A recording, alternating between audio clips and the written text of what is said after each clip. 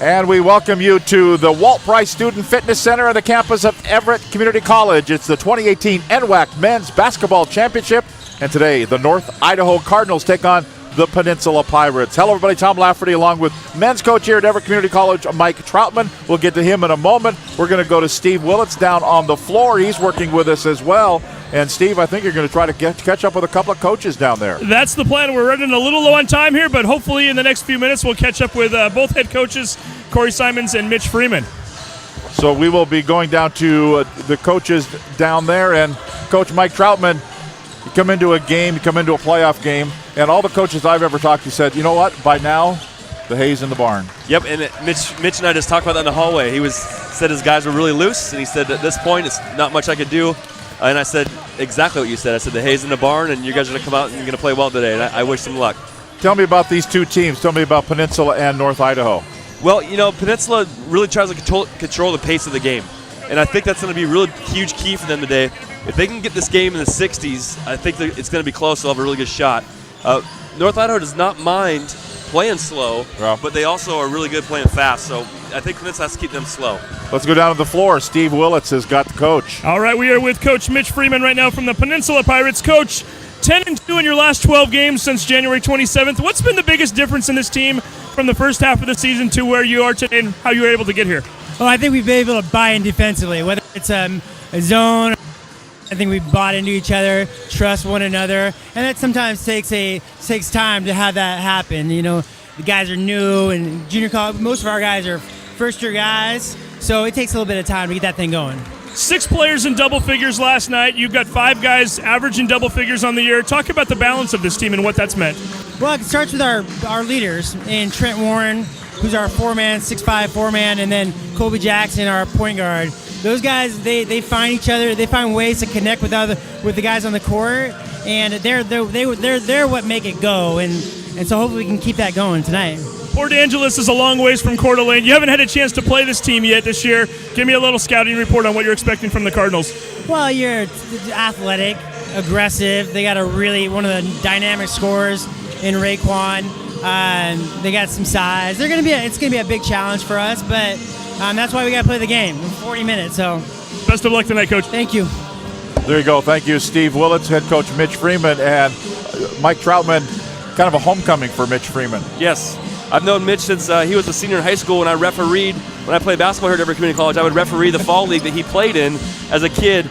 And I've known him since then, and he's been a Division I assistant coach, and I kind of knew him then when he would be recruiting in the NWAC. And now I get a chance to coach against him. We go on recruiting trips together. We are friends outside of this, and that's why I wished him a lot of luck today. And so you're kind of rooting maybe a little bit? Yeah, plus the fact that North Idaho bounced out of the tournament.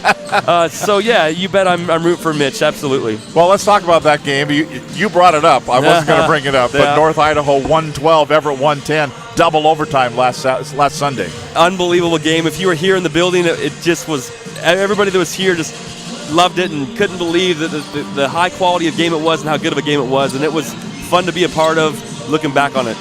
And I know Steve Willits is about to talk to the head coach down there, Corey Simons, and Steve was doing play-by-play on that game. And, Steve, you said that was a great game, that double overtime game. One of the best games I've ever seen right here in this gym 7 days ago. Coach, have you caught your breath yet from the double overtime game against Everett? Yeah, we're still trying to work on that. You know, that was a pretty amazing game.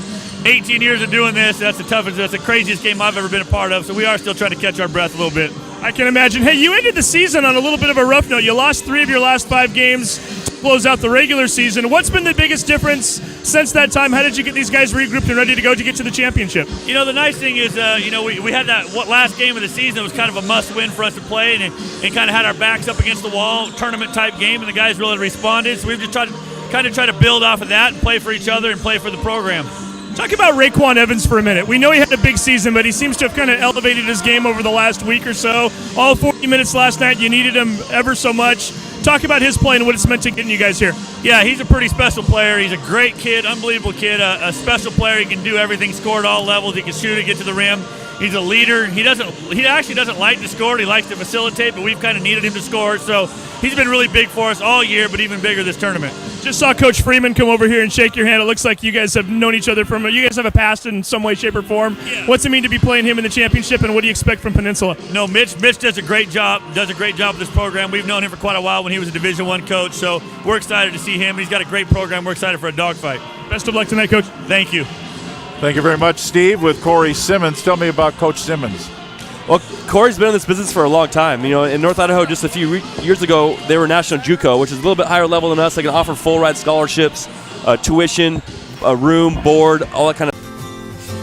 The first day of school is kind of scary. You don't know your teachers yet or who your friends will be. But school is really important. It's how you learn things and grow. Okay, I'm ready. You're gonna do great, Mommy.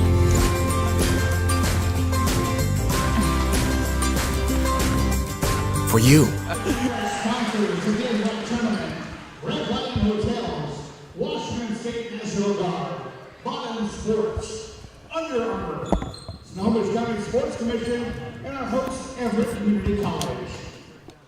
The three core principles of the NWAC are care for competition and community. The NWAC encourages you as a fan to enjoy the competition, cheer the athletes, and respect those involved. Good sportsmanship is at the core of competition. Do you guys need anything from me down here right now, or are you good?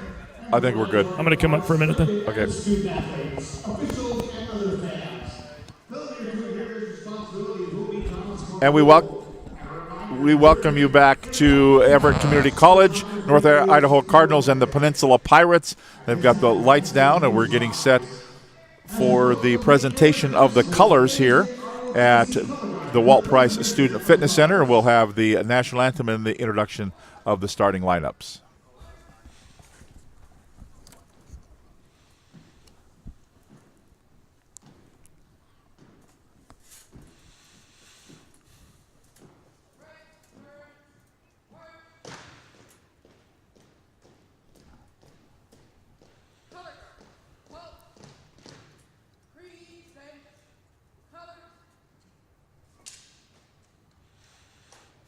Ladies and gentlemen, please welcome Nicole Estridge for the singing of our national anthem.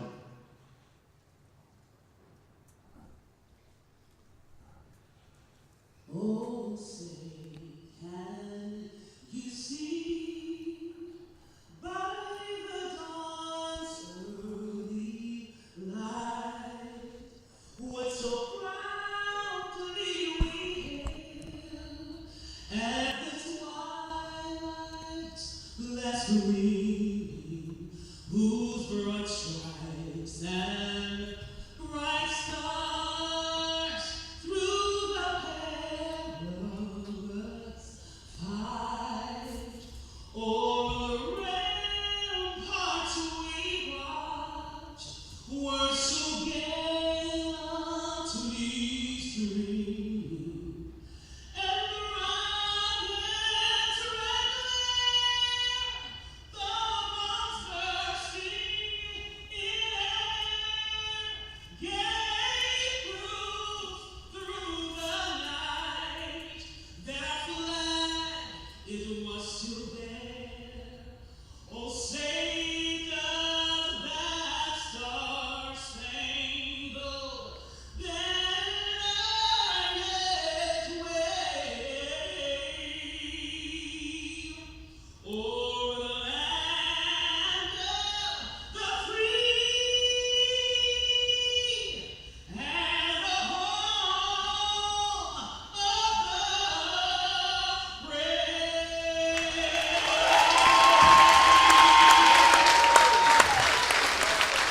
Thank you, Nicole Estridge. Ladies and gentlemen, please remain standing until the callers have left the court.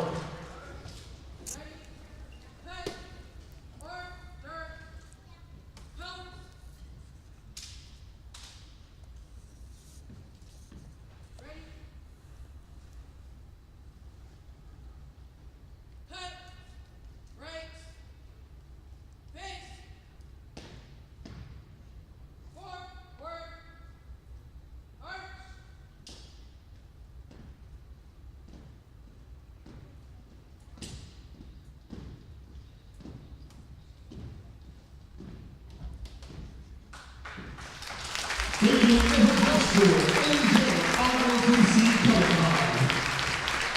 And we are getting set for the introduction of the lineups, the Peninsula Pirates and the North Idaho Cardinals, set to be introduced here as they're both teams lined up. Let's just run down the rosters here for North Idaho. Raekwon Evans out of Skyview High School, Brody Lundblad from Coeur d'Alene, Mylan Lester from East Catholic in Hartford, Connecticut, Ashanti Potts Woods from Curtis High School down in the Tacoma area, Eastside Catholic's Ian McLaughlin, Kyrie McRaven from Moanala High School in Honolulu, Hawaii, Jalen Burkett, Red Mountain High School, Mesa, Arizona, Jared Green from Blackfoot, Idaho, from Vancouver, BC, Jacob Cowley, Tyler Brimhall from Logan, Utah, Seth Christians from Broadview High School in Utah, and Keegan Crosby, Nathan Hale High School in Seattle, Charles Williams from Cypress Lakes High School in Houston.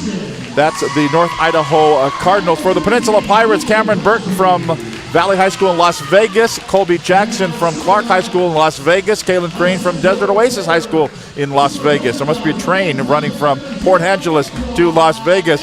From Viewmont High School in Salt Lake City, Cole Huish, Elisha Shepard from Kentwood, Zach Day from Las Vegas as well, Trent Warren from Melbourne, Australia, Luke Angevine from Port Angeles, James Buckley from South Kitsap High School, Marky Adams from Forks High School.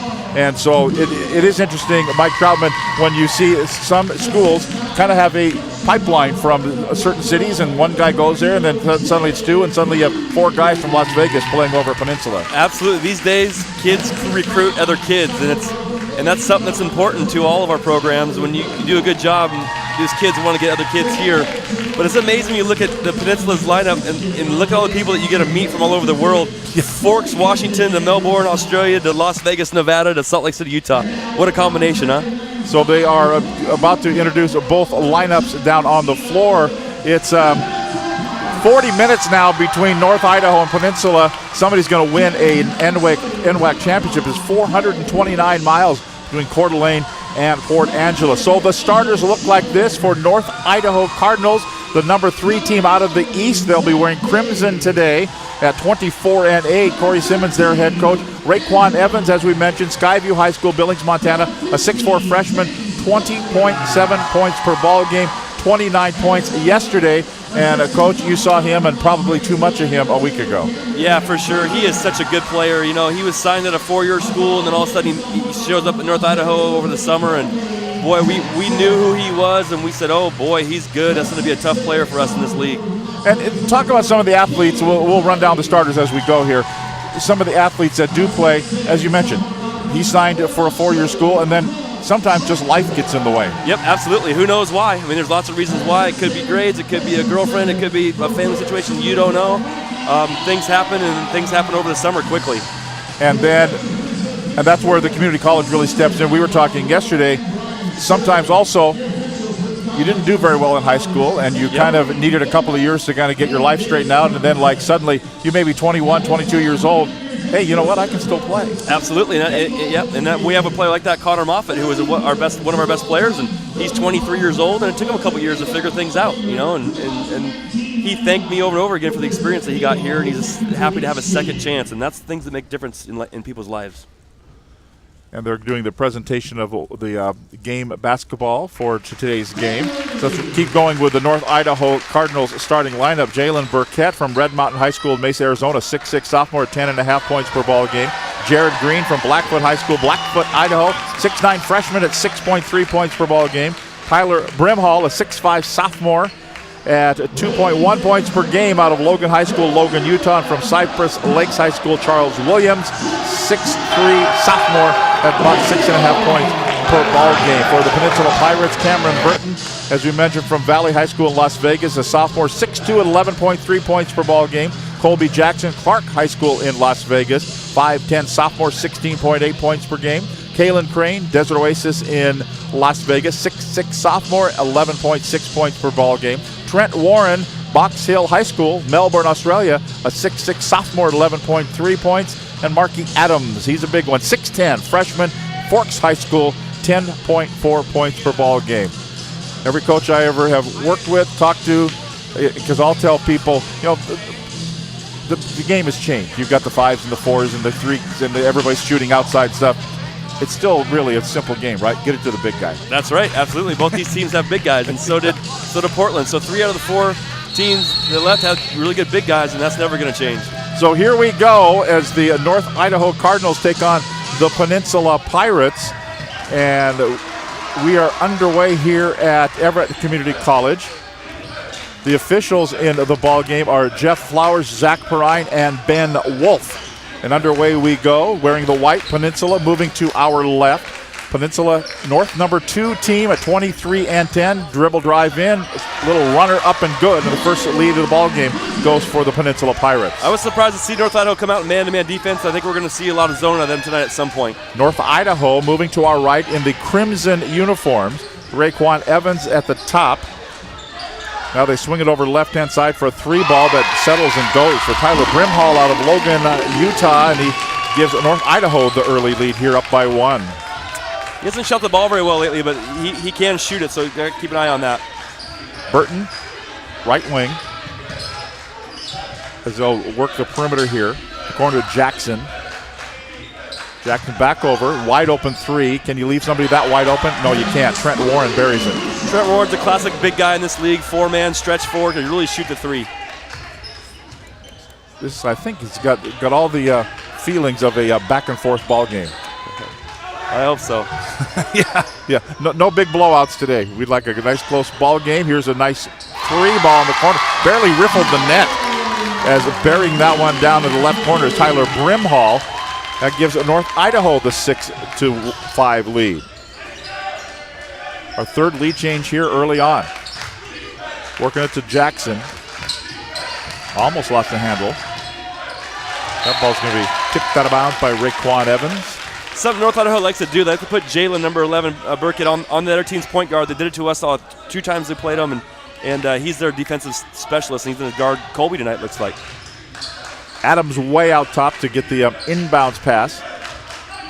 That's Burton. Give it to Jackson. Kind of looked at a 3. Instead goes over to Warren. Goes into the paint. Puts it up. No good. Adams, there's the big guy. Puts it up, but he misses it. Ooh, they're going to call a rebound off, or a foul off the rebound. Jalen Burkett got the rebound and then got fouled, and the first foul of the ball game is going to be on Trent Warren. The 6'6 sophomore picks up his first personal foul, first team foul. That was the classic example of one little swipe is okay, but I coach my guys 95 feet within the basket. 2 swipes, 3 swipes is just too much. So you say after a rebound, one little swipe and you get out. Yep. So now the Cardinals with it. Burkett to the top of the key. Burkett gets it back. Tries to go in, can't do it. And it's going to be stolen away by Peninsula. Pirates on the move. North Idaho leading it 6-5. Peninsula with the basketball. In the white jerseys, moving to our left here. Kalen Crane. Crane, kind of a off-balance shot. That was a 2 attempt that would not go top of the key. And the rebound controlled by North Idaho. Cardinals out of backcourt. That's Evans to Burkett. Back out long. That's an NBA 3 that will not go. But back up. No, blocked there by Adams. So the shot there by Jared Green, blocked by Adams. Ball goes out of bounds, and North Idaho will keep it. Mark does a great job of keeping his feet down there and getting the ball there on that block, and he's just such a big force inside, and that's really going to help them today against North Idaho's size. Out of Forks High School. Didn't have to go very far to go to Peninsula. Little runner won't go for Burkett. And the rebound's going to be flagged down there by Jackson. Brings it out of backcourt. To Burton. Back out on top again. He's had the hot hand a little early, but Trent Warren misses that one. And cleared out by North Idaho in the crimson, moving to our right. Cross-court pass. High in the air, saving it from going out of bounds. Not this time. Oh, they're going to say last touch there by a Peninsula Pirate. So North Idaho will keep it with 18 on the shot clock. Yeah, it looked like Peninsula got a little hand on it there and hit it out of bounds. Referee saw it. Good call. Raekwon Evans. Looking. We're just going to work the perimeter here. Down to 7 to shoot. Evans gets it back. Went went airborne, got it back, partially touched, puts up a 3, won't go, and the rebound grabbed down by Trent Warren. Great job at Peninsula there, switching up defenses, showed a little bit of zone there for the last 10 seconds of that shot clock. Long outside 3, too long, no good by Jackson. Back up and in. There's the big guy. Follow up a miss. The foul on the way in, and 1 for Marky Adams. And the foul's going to be on Jared Green. His first personal, first team foul. I think Coach Simmons has seen enough already of Marky doing some damage inside, so they're going to bring in their big 6'11" kid out of Montana there. Well, Utah, but really it's Montana. Lavina, Utah is South Montana. That is right, tiny, tiny town. Okay. He played his freshman year at Montana State Northern, and then he came back to NIC to try to get a higher division, and that's NAIA school in northern Montana. So the free throw good, and it's an 8-6 ball game. Peninsula with the lead by 2. We've got 4 lead changes in the ball game. Underneath, scramble for it. Looks like a rugby scrum. Now was somebody calling timeout, but they're going to say no. It's going to. I thought someone was going to call timeout, and I always wonder on that situation, who has control or who's going to call a timeout? Right, and that's why the referee didn't give it to him. And even this early in the game, I don't even love wasting the timeout for that. It's just one possession. I think it's okay to just get the jump ball there. Yeah, 3 minutes to go in the game and a 3-point ball game. Okay. Yep, and you only get 4 timeouts now with all these media timeouts. You might need that into the game. So North Idaho with the basketball, down by 2.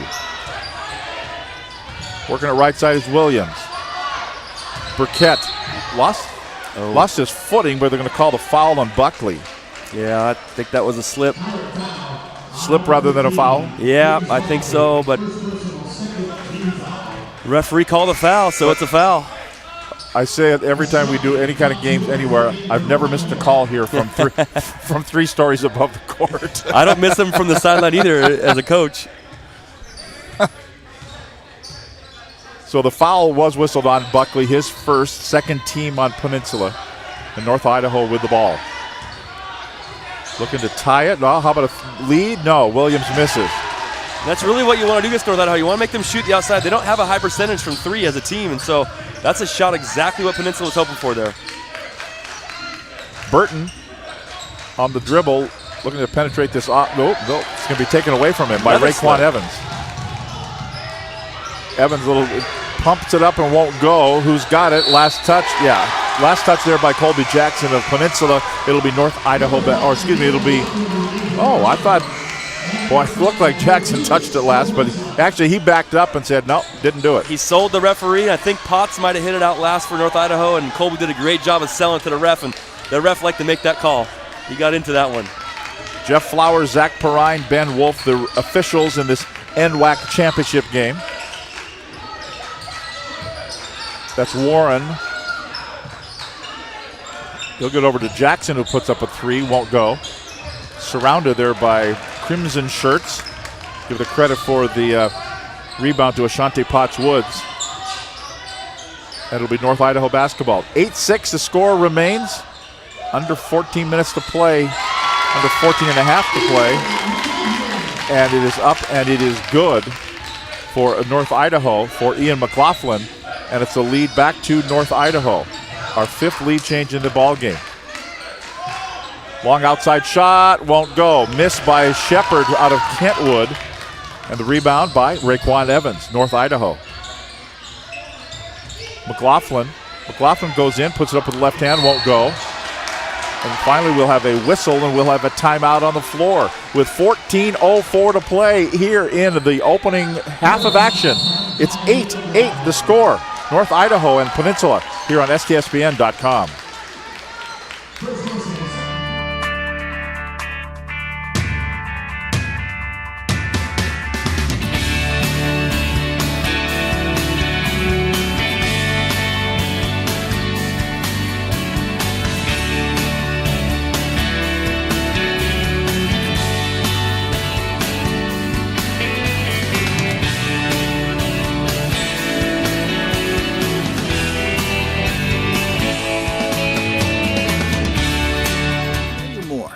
More than a number, more than living paycheck to paycheck.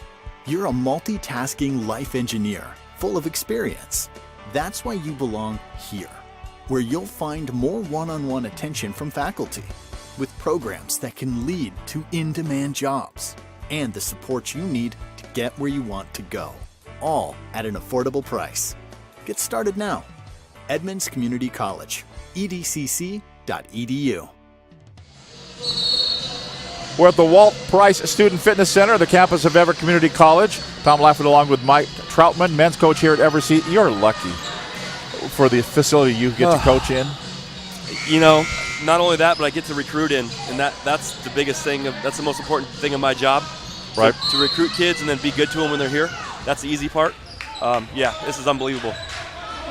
So back underway, an 8-8 tie. I believe I said 9-8, but part of the digit was cut off for what I could see. So an 8-8 tie between North Idaho and Peninsula. Tight ball game here. Well, losing the handle there was Buckley, but he got it back, but then it was taken away from him. Grabbed by Charles Williams. In the corner, Potts Woods partially deflected there and grabbed by James Buckley. Give the shot block to Shepard. And coming up is Jackson. Corner shot. Cole Huish, there won't go. Well, I tell you, Peninsula's done a great job early in the game here having quick hands. They've gotten a lot of steals from the big guys off of rebounds and that kind of thing, and that's important to do. An 8-8 tie. Feed it down low. McLaughlin goes in, then fades away, goes up, and it won't go. Pretty tough defense there by Peninsula. And grabbed by the Pirates. They have the basketball. All tied up. Jackson to the baseline. Runner. No. Air ball. Ashante Potts Woods with the ball. Clears himself some space. Knocks over a guy. I think it was like 2 half fouls there. He cleared space with this arm and then ran into the guy with this shoulder. Oh, boy. And it will be Potts Woods picking up the foul. His first third-team foul on North Idaho. Well, that wasn't a basketball move, so they're going to call a foul. Right. Right. I was going to say split the defenders. He kind of ran through the defender. Buckley. Another work at left corner. Huish with it. Back over to Shepard. Shot on the way, won't go. Missed by Cole Huish from Viewmont High School in Salt Lake City. And now controlled by North Idaho. Peninsula's settling for too many jump shots right now from the perimeter. I like to see them get something inside here. Here's Williams, goes inside, off the glass, and one. Williams found a little crease. The defense collapsed on him, and he'll get the and one coming up here. Yeah, Big Mark was a little bit late there in his rotation. He got there just a hair late, and the referee called him for the block. Probably a good call. It'll be Adams with the foul, his first personal third-team foul. And Charles Williams had 15 yesterday. And he completes the three-point play the old-fashioned way. And it's 11-8 lead for North Idaho, their biggest lead of the game. Peninsula had as much as a 2-point lead, so a 5-point swing in this ball game with 4 lead changes. Jackson. The North Idaho people like the defense. Pressuring him right now, having a hard time. Burton, runner, banks it in. There was that high percentage shot I was looking for there to get Peninsula back on the board, and it's an 11-10 score. Williams in the corner. Now to McLaughlin. Potts Woods looking. He does split that defense that time, but he got rid of the basketball. 12 to shoot. Evans looks. Down to 7 now to shoot. Potts Woods will. Oh, tough luck shot. Went deep in the well, comes out, and the rebound by Shepard. North Idaho made a good adjustment there. They put Ian McLaughlin in the game at the high post. It's a great spot for him. Wow. That's in rhythm. Cameron Burton got it, caught it, and shot it. And he put it in. It's a 13-11 lead for Peninsula, equaling their biggest lead of the ball game. That now is our 5th lead change in the game. Down low. McLaughlin trying to bully his way up there and got fouled. He goes to the deck. McLaughlin went down hard in yesterday's game and hit his head. And I'm not sure he knew what zip code. Of course, he probably didn't know what zip code he was in anyway. But Everett, how do I 98201? I don't know.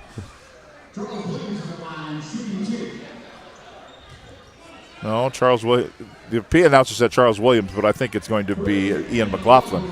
There you go. McLaughlin at the free throw line.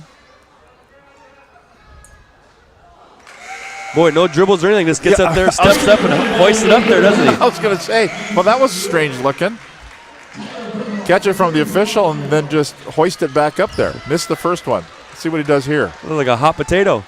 Ready, boom, got it. Oh, no, this time he'll step up. No bounce, though. That was a little better.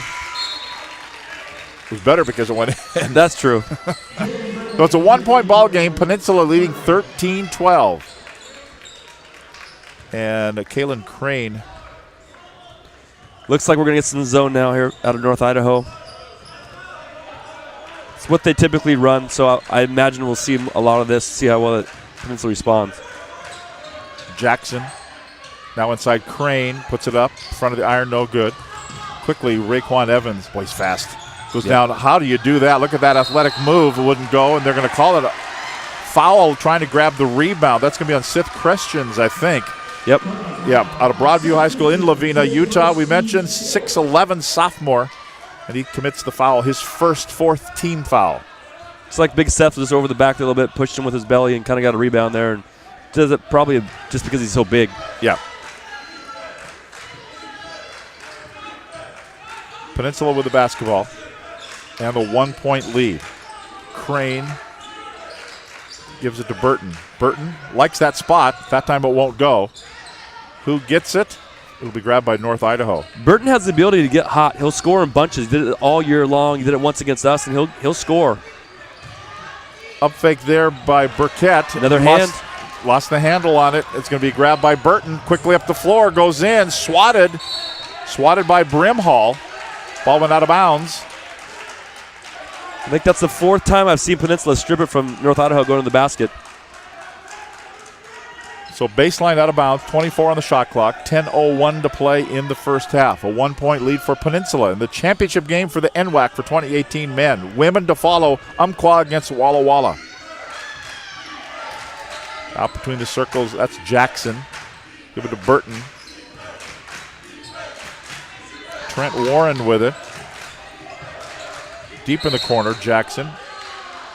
They're going to call a foul in the corner there. And this will be whistled against Jalen Burkett. We'll take a break with 9:44 to play in the first half. It's Peninsula, a 13-12 lead over North Idaho. The NWAC championship on STSPN.com.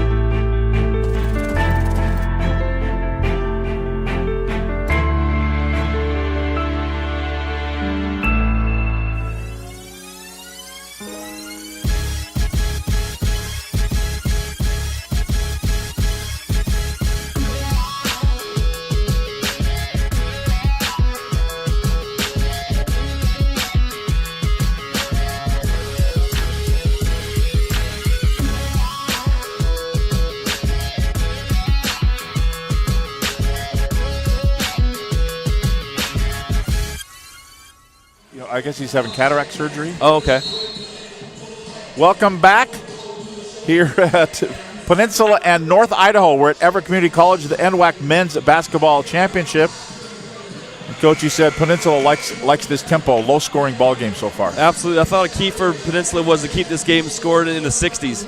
And they're on pace, under that right now. So it'll always loosen up the second half a little bit, but this is really good style from Peninsula. Peninsula held opponents under 70 14 times during the regular season. Not the Trojans. No, you racked it up on them a little bit? Twice, yeah. Going in, Crane blocked by Christians, but then the second opportunity back up and in. And so that was Kalen Crane. Got his own rebound, put it back up and in, and it's a 3-point lead for Peninsula. Shante Potts-Woods down low, blocked by Adams, block, maybe 2 blocks in there by Adams. Working hard on the defensive end. Crane elevates 3. Off the window and in. It's a Sunday, but the bank's open. The bank is open. And he kind of had that Lonzo Ball kind of shot, too. Kind of went off by the other shoulder. Officials are going to look at each other, and they're going to say out of bounds, and it'll be controlled here by North Idaho. It's not the prettiest thing in the world, but you know what? He made some shots against us the first game, too, and I thought the same thing, and they kept going in. The lead is out now to 6 points for Peninsula at 18-12. North Idaho, Ashante Potts-Woods for the 3. Nope. And the shortest guy on the floor, Cameron Burton, grabs the rebound. Give it off to Jackson. Actually, Jackson, I think, is shorter than, yes, he is. Cameron Burton listed as 6'2". I don't think so. They just work the perimeter here. Looking for a good shot. That's Burton to Crane. Buried that 3-ball earlier. Ashante Potts-Woods goes to the floor. Blocked in there by Raekwon Evans. Down underneath for a 2-handed slam dunk by Marky Adams. Oh, what a great pass inside. He saw the angle coming before he even got there, and he timed it perfectly, and Marky just dunked it and brought the house down here early in this game. 8-point lead for Peninsula. North Idaho, little run here. Puts it up. That's no good. A little turnaround jumper by Burkett will miss. And again, cleared out by the Pirates. Warren elevates and, oh, I thought that was going down. That was it. I thought that was going in. Burkett grabs the rebound to Evans out of backcourt. Changes direction. Splits the defense. A runner won't go. Tap up will. Christians is there for the tap up and in. And it's 2014. Stems the tide a little bit. Well, I don't know about you, but when Big Mark dunked that ball, I thought the ceiling might come down. That thing was shaking hard. He is a big boy. It shook all the way to the other end of the floor, too. Jeez. Remember, we're 3 stories up on a suspended track, too. So if that's coming down, we're all going. There's a 3. Colby Jackson buries it. You're going to get wide open shots against this zone for North Idaho. As long as you get the ball inside first, you kick it back out, they're going to be open. Peninsula with a 9-point lead, their biggest of the ball game. Going down, North Idaho won't go. They're going to call a foul off the rebound. Jalen Burkett tried it. I'm thinking Corey Simmons. We want to talk about it here, or? Well, they called Big Mark there, putting his hands down forward. He was straight up to start, but when he shot the ball, he put his hands down, although it was his body that made the contact, which was probably fine, but when the arms go down, the ref's going to call it. Jalen Burkett, first free throw is good. 23-16 to score. Is that 2 fouls on Mark? I think that was. For Adams. Yes, his second foul. He's got 5 points and 2 fouls. Next free throw, no good. We'll see how they do here in the next 6 minutes without him on the floor. He's been a big difference in this game.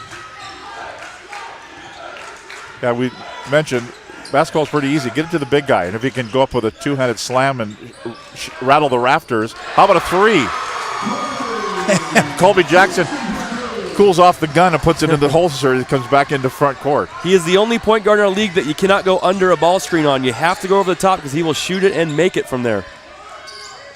Get it down low. Burkett makes some space for himself. Blocked out of bounds. Blocked out of bounds there by Elijah Shepard out of Kentwood High School. Fresh off of a state championship last year in the 4A. That kid plays winning basketball, and there's no surprise to me that he's a big part of this Peninsula run here in this tournament. Inbounds. 26-15 is our score. Burkett, well, he's athletic, but he can't get it to go. Just too fast sometimes. He just has a hard time finishing when he goes that fast. Trent Warren grabbed the rebound, and they'll kind of slow things down a little bit. Peninsula will. Coming up on 6 minutes to play in the first half, and a 11-point lead for the Peninsula Pirates, their biggest lead of this game. Pulling away. They'll pull away even further now with Barry. Colby Jackson rattles a 3, and it's 29-15, a 14-point lead. Oh, boy, you better get out there and guard him. Yeah, he'll do that all night, right? Yeah, oh, yeah. And now he's on a heat check, so he's feeling it. Working it down low. Burkett backed in, gave himself some space. Follow up, no. McLaughlin with a miss, and then Williams gets it. Not sure where he was going, but the ball went out of bounds. I thought that was a travel there for sure. He took a couple steps there. And I'll tell you, though, Jalen Burkett, number 11 of North Idaho, his motor is unbelievable. That kid plays with so much heart, and you just can't help but to like a kid like that. And he is the nicest kid when you talk to him outside of the floor. Potts Woods, outside three, won't go. Who's got it? Oh, they're going to say last touch by Peninsula, so North Idaho will stay on this end with a fresh 30 on the shot clock. 5:23 to play in the first half and a 14-point lead for Peninsula. Turn, face, fire for Ian McLaughlin.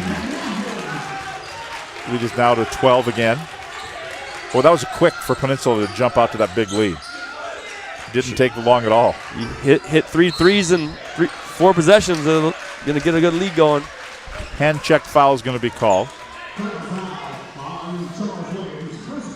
Williams picks up the foul. His first personal. We're at 6 team fouls for North Idaho. Peninsula with 5. Long outside shot won't go. Official at the baseline didn't know, so his partner said, yeah, let's go the other way. And we're going to have a timeout on the floor with 5 minutes to play in the first half. It's Peninsula 29, North Idaho 17. You're watching the NWAC Men's Basketball Championships on STSPN.com. I'm Danny Horton, and I'm an STCU member. The windstorm of 2015, who doesn't remember that? Had no power, were the heaters, the horse trough was a 600-pound block of ice. STCU stepped up. I went straight down. I got the loan I needed. If it hadn't been for STCU and the ability to provide everything I needed, where would I have been? I'm Danny Horton, and STCU is here for good. There is no obstacle an engineer can't tackle, build around, or blow up. Skilled and versatile, these soldiers pave the way, building fortifications, detecting and destroying mines, or restoring electricity after a natural disaster. Nothing stands in the way of a guard engineer.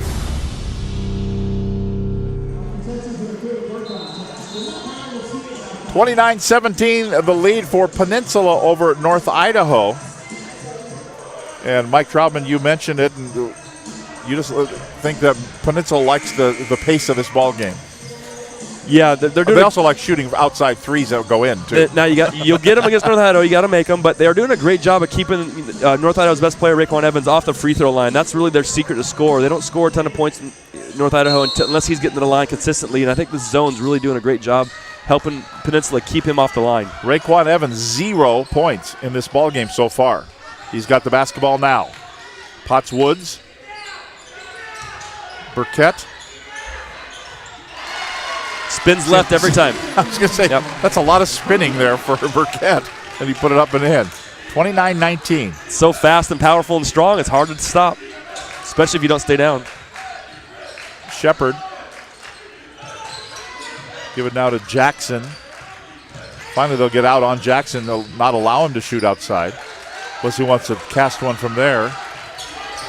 Looks for a screen, splits. I think it's kicking the ball on Williams. Reset the shot clock to 20 and out of bounds baseline now for Peninsula. Looking. Warren, boy, made himself some space with the basketball. Here, you get out of the way and that'll allow me to get a nice easy lay-in. It's a 12-point lead. Did a great job of keeping his balance, staying under control of his body, and finishing that shot. Dribble in, spin move to the left, won't go. And the rebound by Cameron Burton. That wasn't an instant replay. That was the third time in a row. Yeah. Shepard from outside. He also cools off the gun and puts it in the holster. 34-19. 15-point lead, biggest lead of the game for Peninsula.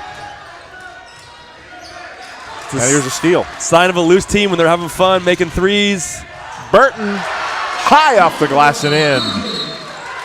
And Corey Simmons says, yeah, let's talk about it. With 3 minutes and 28 seconds to go in the first half, it's out to a 17-point lead for Peninsula, 36-19 over North Idaho. Back with more from Everett Community College right after this timeout. I am strong. I won't give up. I put my heart into the game. I learned from my mistakes. Focus. Determination. Confidence. I trust my gut. No limits. Preparation. Dedication. Leadership.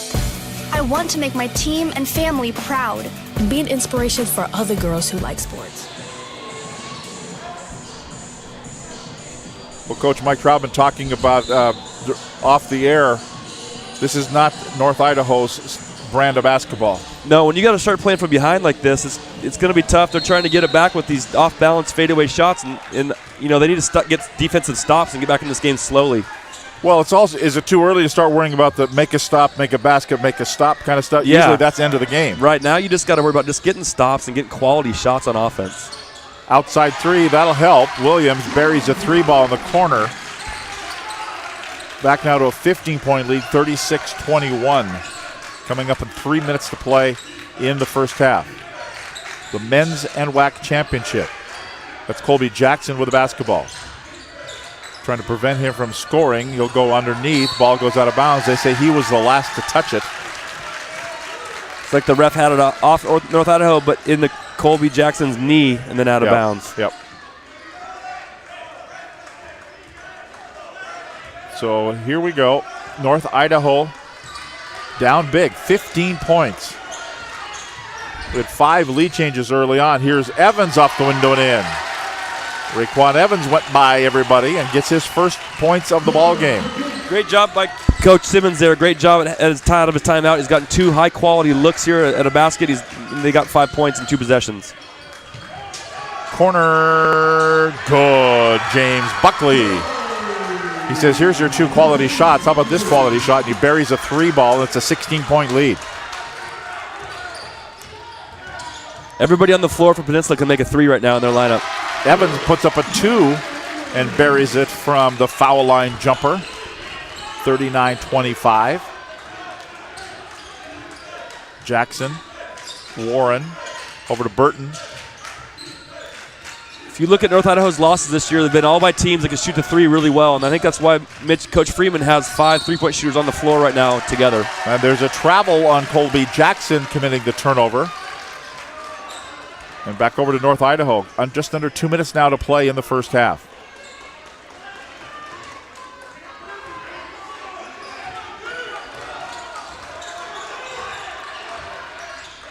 Evans, Williams up fake for the 3.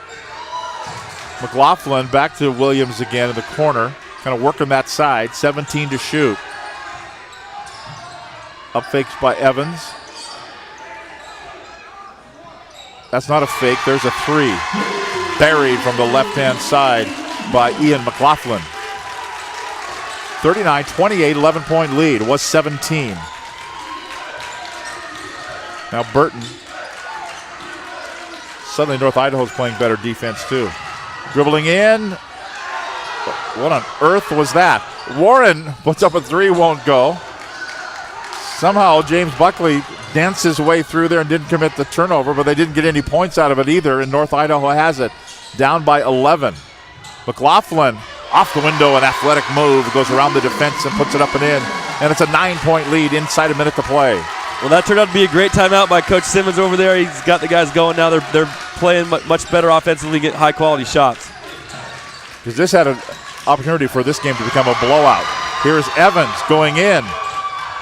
Missed the lay-in. Cleared by Burton. Goes in. Stripped to the ball. And they're going to call a clear-out foul here. And the foul is going to be called on North Idaho. Charles Williams. I feel like he called it on the ground, and it looks like he said 1-on-1. I'm not sure. He said 1-on-1. Yeah. I'm not sure how that's a 1-on-1. So Coach Freeman uses the timeout here because we got a rule that if you don't use a 30-second in the first half, you lose it. So he's going to use one here after the free throws, set up something defensively. So you thought the foul should have been on the shot that just happened? Yeah, it felt like he gathered early at the free throw line. I felt like it, and I don't know how it could be on the ground. We're going to see if we can see it here. We do have it or we don't have it. If we have the replay here. No, I wanted to see if we can see the replay on the foul. Okay. No. So we can't go to the monitor. Yeah, I felt like he gathered the ball around the free throw line, took 2 steps, and anytime, as soon as you gather the ball from that point on, it fouls on the shot. And so I felt like that was definitely a 2-point shot, but 1-on-1. So if he makes the first one, it won't matter. Yeah. 39-30, a big run by by North Idaho. They were down by 17. Could have been 20 at the half break, but you'd like it to be single digits going into the half. Yeah, a big missed layup there, which caused Peninsula to get a layup in transition on the other side. They make that. They probably don't have that layup here, so that was a big miss. So free throw here, Cameron Burton makes the first. Makes it a 10-point lead, 40-30. And he'll have one more with 33.6 to go. Hit them both and makes it an 11-point lead. North Idaho can kind of play for one shot. Looks like Peninsula came out in man out of that timeout. They used that to set up some man defense here. They're going to trap and deny Raekwon the ball. And they're going to foul Raekwon. And that's going to be the... they had a foul to give, so that'll be out of bounds here with 20 on the shot clock. Looks like they're in full denial of him, and they want someone else to touch it besides him. Burkett will throw it in. Evans has it. He's not going to shoot from there. He might shoot from there. He does shoot from there and hits from there on the runner. Yeah. It's a great job by Raekwon getting the bucket there for his team. 8 seconds to go. Long outside 3 ball. Error ball no good. 4 seconds. Can they get one? Potts Woods. 1 second. Pull up on the way. It'll count. No. Halftime here. And it's a 41-32 lead for the Peninsula Pirates. And we're going to see if we can get Mitch Freeman here for a quick word heading in off of the floor. And Steve is going to talk to coach as soon as they're done having a little coaches meeting out here. Get the guys head in, right? Have a little drink of water, and we'll come in and talk to you here in a minute. They're drawing up plays. Yeah, they're drawing up what to do there. It looks like they're having a little meeting out here. Usually do that in the hallway, but Mitch is in the game. He's fired up. So, yeah, Mitch is down there still sitting on the end of the bench, Steve. Just go interrupt him, don't you think? We'll come back. We'll get to you here in a second. Steve, I probably don't want to head into that huddle there, Steve. It was on this end. I think you're up now. Nope.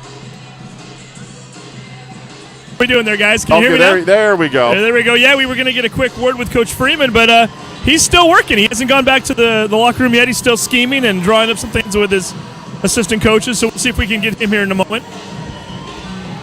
Yeah, just hold up what they're working on the. I'll just tell him I know Mike Trotman, right? That should work. See what kind of clout the coach has up there.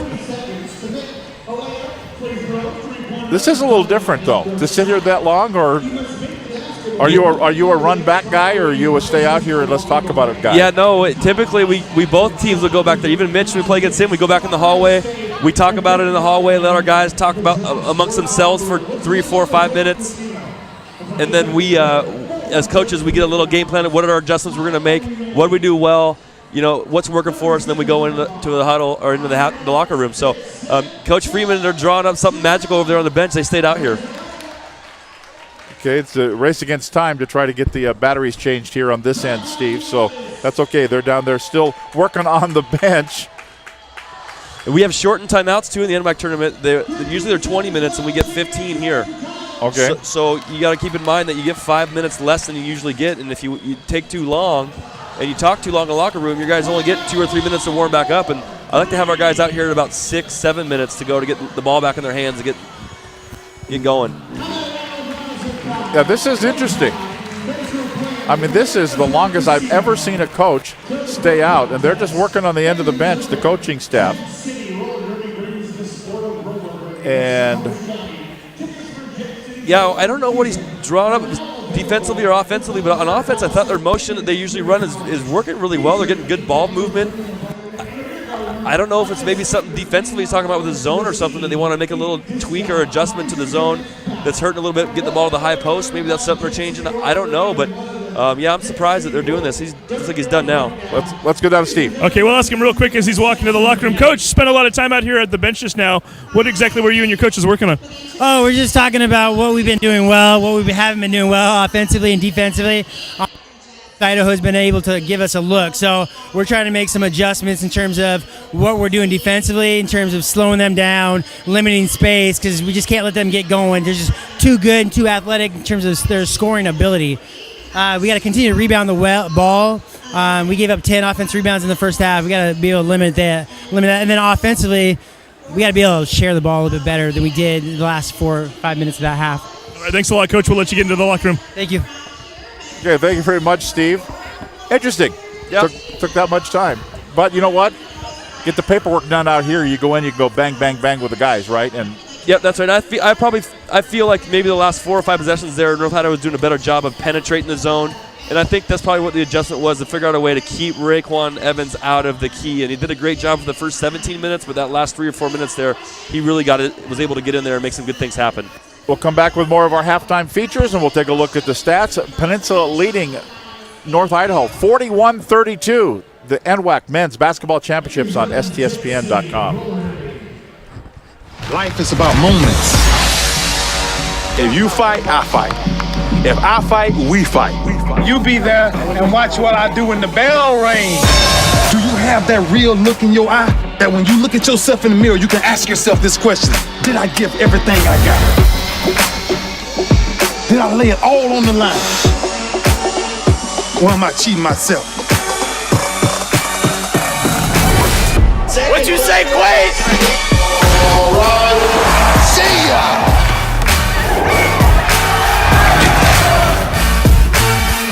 Right at it. Oh! He's done it again!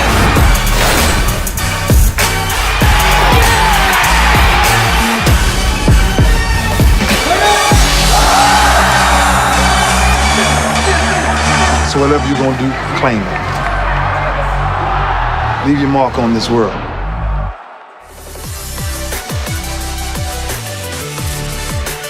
WWCC is affordable.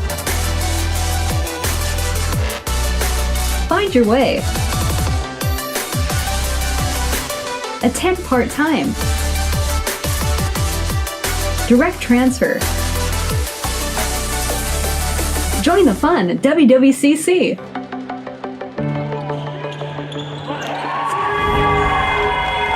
Danny Horton, and I'm an STCU member. The windstorm of 2015, who doesn't remember that? They had no power, were the heaters, the horse trough was a 600-pound block of ice. STCU stepped up. I went straight down. I got the loan I needed. If it hadn't been for STCU and the ability to provide everything I needed, where would I have been? I'm Danny Horton, and STCU is here for good. Red Lion Hotels Corporation is built to thrive. With innovative programming and in-the-know staff, our hotel brands offer guests great stays and a chance to immerse in local culture. Red Lion Hotels and Red Lion Inn & Suites are better than ever. For travelers who want to get lost and discover adventure, we open the door to the best local experiences. We have reinvented the loyalty program. Introducing Hello Rewards, the first recognition-based loyalty program that encourages members to go further, fly higher, travel better, with tailor-made rewards. And we're not stopping yet. Presenting Hotel RL, our newest hotel brand. Inspired by the natural beauty of the Pacific Northwest, an uplifting, relaxed atmosphere, a staff that loves what they do. For adventurers at heart, Hotel RL will inspire an amazing journey. Our future has never been brighter. 3 strong brands, an expanding portfolio, industry-leading innovation with turnkey solutions, simple fee structures, areas of protection, continued support from day one. We make partnerships easy. Reach a new breed of traveler with RLHC.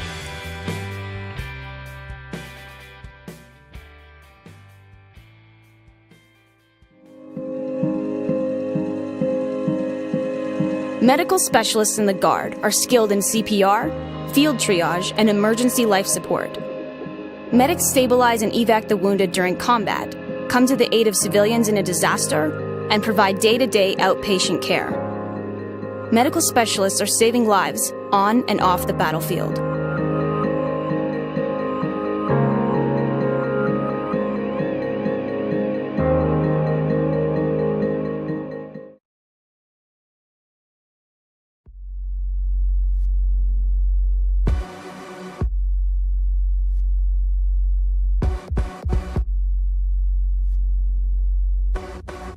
Training is definitely making myself better, but I know that it's going to end up making my teammates better.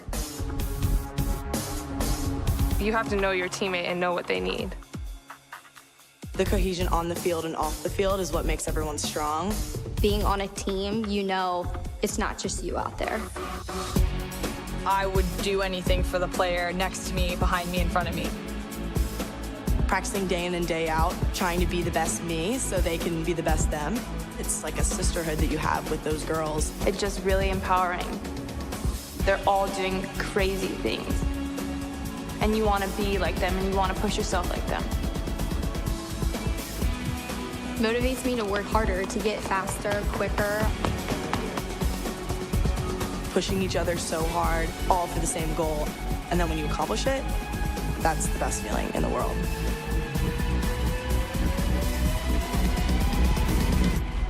Once you tap into that, I think you're unstoppable.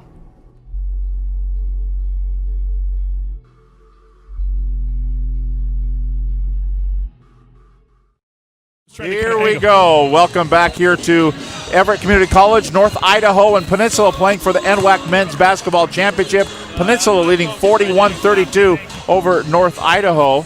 And Steve, let's go down to you. And yeah, we just had a chance to talk to Coach real briefly. He said he's pretty focused right now. He's watching his team and wants to kind of see how they're warming up, coming up for the second half. So we're not going to get a chance to talk to Coach Corey Simmons, but certainly you can just imagine the things he's working on right now.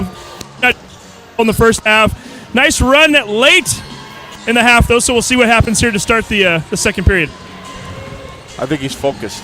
Yeah, I'm surprised that he didn't give him an interview there. That's odd to me, but that's Corey. He's focused and he's ready to go. So let's take a look at some of the stats here from the first half. In the field goal percentage, Peninsula 15 of 33, 45%. North Idaho 13 of 38 for 34%. So 13 and 15, not much of a difference there. Free throws, 3 of 3 was Peninsula, 3 of 5 was North Idaho. 3 points, there you go. 8 of 19 was Peninsula, 42%. 3 of 10 for 30% for North Idaho. So there's your difference, the three-point ball. Yep, and that's a secret to beating North Idaho. If you look at all their losses this year, Walla Walla twice, Spokane once, Yakima once, us once. All 5 of those games, we shot the 3 ball. All those teams shot the 3 ball really, really well. And I saw some lineups out there that Peninsula would have 5 guys that could shoot the 3, and that's not by accident, and that's the way to do it. Leading scorer in the ball game for the Cardinals, 10 points for Ian McLaughlin, 3 for Burkett, 6 for Tyler Brimhall, and 6 for Raekwon Evans. For the Pirates of Peninsula, 11 points for Cameron Burton and 9 points for Colby Jackson. So the 2 guards are leading the way with 11 and 9 points apiece. So that is a look at some of the statistics. We will take a break. When we come back, second half gets underway at halftime. Peninsula 41, North Idaho 32. Remember, the women's final coming up at 5:15. The Umpqua Riverhawks at 31-1. The Walla Walla Warriors also at 31-1. So a couple of pretty good women's teams coming up here at 5:15. We'll take a break, come back. Second half gets underway. 41-32, Peninsula leading North Idaho right here on STSBN.com. Keith Appleton, Education Outreach Officer at STCU. I have been labeled as frugal. I'm more motivated by saving money than I am about spending money. I essentially have had the same vehicle for nearly half of my life. It's absolutely practice what you preach. One of my passions is mountain biking, and one of the ways that I can afford to have a quality mountain bike is by cutting expenses in other areas of my life. STCU has given me an opportunity to share things that I've learned with the community. I'm Keith Appleton, and STCU is here for good.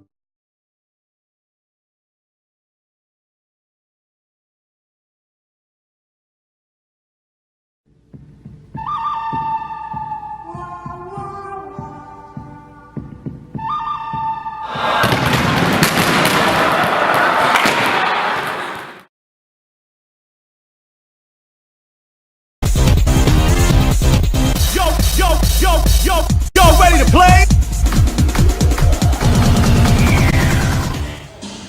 Welcome back to Everett Community College. Steve, are you getting a sandwich? They're freaky fast, you know. If only I could get a sandwich right now. I'm hungry, and I do love Jimmy John's. So we're down here in the Jimmy John's corner right now. Apparently, these three gentlemen down here that won the drawing earlier, they are related to Marky Adams from Peninsula. Are you saying that this is the Adams family? It is the Adams family. Let's go ahead and find out who we have here and how they're related to Marky. I'm Mark Adams, his dad. I'm Mark. Don Adams, his grandpa. And who are you? I'm Tyler Adams, his cousin. Okay, so we get the whole family down here. More pressure on Marky knowing that you guys are sitting here in recliners and enjoying the game? I don't think so. I don't even think he notices us. How about you, Grandpa? Have you been yelling at Marky at all? You've been telling him what to do or giving him any advice? Nope, just let him play his game. He knows how. There's two recliners. There's three of you. Are these guys going to let you sit in the chair at some point in the second half? Or are you guys doing a little rotation, or are you happy down there? I usually just sit up on the corners. Okay. So we got corner seating. We got a Peninsula victory. Any predictions for the second half, Mark? I hope they stay with what they're doing. Good defense. There you go. You heard it right from the Adams family. Back to you guys. There you go. They're creepy and they're spooky, mysterious and ooky, the Adams family. I bet you they've never heard that. Yeah, right. Yeah, you're the first one. So here we go, second half about set to get underway. Marky Adams, who had to sit for a while with some foul problems, he is out there now to play, and we're getting set to go. Well, I asked, how the last 6 minutes were going to go without him in the game. He was making a big difference defensively and rebounding, but then they go out and get red hot from the three of the first 2 or 3 minutes he was out of the game, and that really helped extend the lead. So it worked out well. We'll see now how he's back in the game. We'll see how it goes. So back underway we go. Peninsula with the basketball. They're in the white jerseys, moving to our right. Second half gets underway. Cameron Burton gives it to Colby Jackson. Jackson kind of looked at a three from there, and then just kind of went behind the back over to now Warren to Crane, and one. Kalen Crane from Desert Oasis High School in Las Vegas. The and one. Kalen Crane is extremely long. He's able to finish in contact there. He drew the foul, and he regained his balance, his composure, and finished in the air. And, man, look how long this kid, his arms and legs are. He's a good player. In fact, yesterday during the semis, I said, I like the way he plays. He played at Green River Community College last year. They went through a coaching change. He was able to get out of his scholarship there with the coaching change, and he went to Peninsula for a year and did a great job. So Crane with the three-point play, and it's 44-32. The lead is out to 12 points again. Peninsula led by as much as 17 in that first half. Now North Idaho with the basketball. They're moving to our left in the crimson uniforms, and an outside three ball that won't go for Raekwon Evans. Not enough rebounders there. North Idaho shoots a three, and they only got two guys down there that were rebounding. They're going to have to do a better job of getting offensive rebounds. So Peninsula brings it up. Warren kind of watched Crane go by along the baseline, couldn't quite hit him. They will go out for three, and then he buries it and gets hit down to the ground. Looked like the end of the Mission game last night. Looked like Coach Freeman wanted a foul called there. He didn't get it. He stared the referee down. Burton with that shot. The runner there that won't go. A miss on the other end. A couple of trips down the floor and a couple of misses for Raekwon Evans. North Idaho's coming out man-to-man defense again here. See if he can put some pressure on, change the tempo of this game a little bit. Warren gets fouled. Fouled along as he was heading down along the right side of the key. Boy, he had big Mark Adams wide open for a layup there, and they fouled him on the pass, and that was a good foul. North Idaho, that would have been another big dunk and tore the rim off again. North Idaho's Tyler Brimhall with the foul. Peninsula That's Jackson. Shoots and hits the 3-ball. Colby Jackson hot from outside. Buries it. Now late on, actually everybody was back there on defense, and going in and stripped to the ball was Jalen Burkett. Now I told you can't go under ball screens on him, and he keeps making these shots. You got to go over the top. That's Jackson again. Oh. Crane in the corner. Missed the big guy underneath the hoop, wide open. Corner. Nope, won't go this time. He gets it back. Tipped out to him, to Adams. One bounce, couple of pumps, and traveled.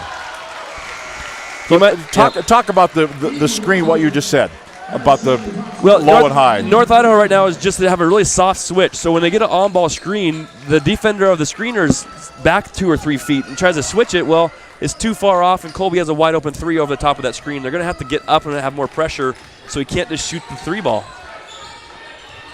So North Idaho with the ball, down by 18 points. It's the biggest lead of the game here for Peninsula. They come out on fire here in the second half. Ashante Woods clears some space, misses. Jackson. You know, Coach Freeman said a key for them was to not give up any more offensive rebounds, and they have not given up one yet. Peninsula doing a great job of rebounding right now. Corner Warren, no, won't go. Boy, again, the short guys are getting the rebounds. And they're working it now. Jackson looking, shooting, no, offline. And a foul called on the floor. Wow. Are they going to get Potts Woods with that one? Looks like he may have been holding him or something. I thought that might have been a foul on Big Mark Adams there, but went the other way. It's going to be actually Williams, looks like. Oh, yeah, Williams Charles picks it up. Charles Williams picks up the foul. His third personal. Adams. That's Jackson dribbling in to Adams again. Waits for the defender. Nicely done. Patience. And the lead is 20 points for Peninsula. The defending champion is Walla Walla. They're not here in the Final Four today, and yesterday and today. Dribbling in, so it's going to be a new champion. And right now with a 20-point lead.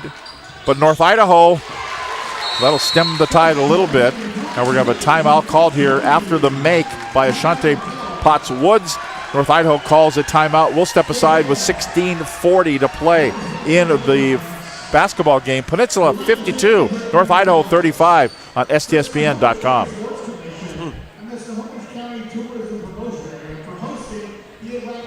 There is no obstacle an engineer can't tackle, build around, or blow up. Skilled and versatile, these soldiers pave the way, building fortifications, detecting and destroying mines, or restoring electricity after a natural disaster. Nothing stands in the way of a guard engineer.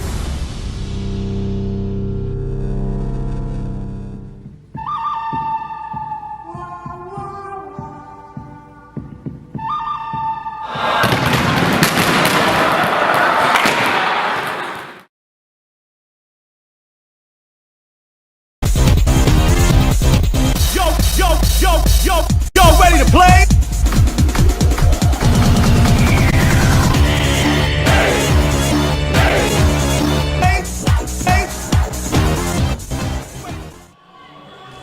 EVCC trivia time. Why do some of the region's best athletes choose Everett Community College every year?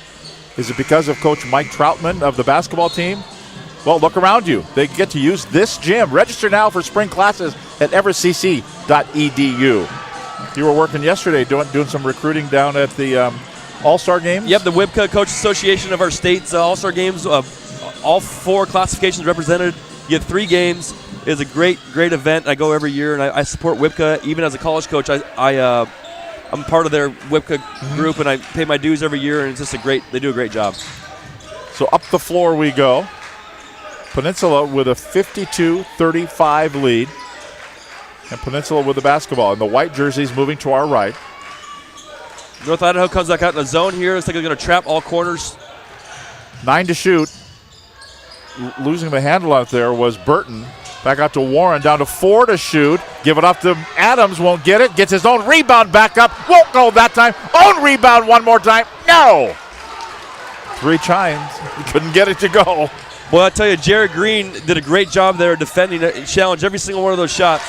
There's Raekwon Evans buries a foul line jumper. Potts Woods, no good. I would think he'd get a look from some big schools too, wouldn't he? Oh yeah, I've already been called by a couple people who want to know what kind of player I thought he was. And, you know, that happens a lot in our league. College coaches at the next level call other coaches, not they're always their own. Shot on the way, tapped out, but grabbed it here by Evans. Evans goes in, thought he got fouled, didn't, put up a lay-in and put it in anyway. He was kind of looking for the foul. Take the lay-in rather than the free throws anyway. 54-41, lead is 13 points. As we work it to Jackson. Yell some instructions here. Crane turnaround jumper won't go. Yeah, it's blocked. And we have a timeout on the floor with 13 minutes and 42 seconds. That three won't go. That would have been huge. But back up by McLaughlin. He got stripped of the basketball. I think Warren maybe got a hand in there. May have been Shepard, either one. And controlled by Peninsula. Jackson to Shepard underneath Warren, but it's going to take it away from him and stolen away by North Idaho. Cardinals with the basketball. Entry pass down low. Turn, face, fired off of the glass and in for Seth Christians. 54-43. It was 20. It's 11 now. So now Peninsula working it. Warren, Jackson, three ball. No. And McLaughlin grabs the rebound for the Cardinals to Evans. McLaughlin elevates for a three, rattles off, out of bounds. Peninsula ball. You know, Peninsula's got to be careful getting caught up in North Idaho is trying to push this game, get the style, pace going a little bit faster, and Peninsula seems to be kind of going along with it, and I feel like they really need to concentrate on their game plan, which is to slow it down and really get good wide open looks. Tyler Brimhall was a little slow to get up after that exchange. But Peninsula has the ball, leading by 11. Crane, little runner.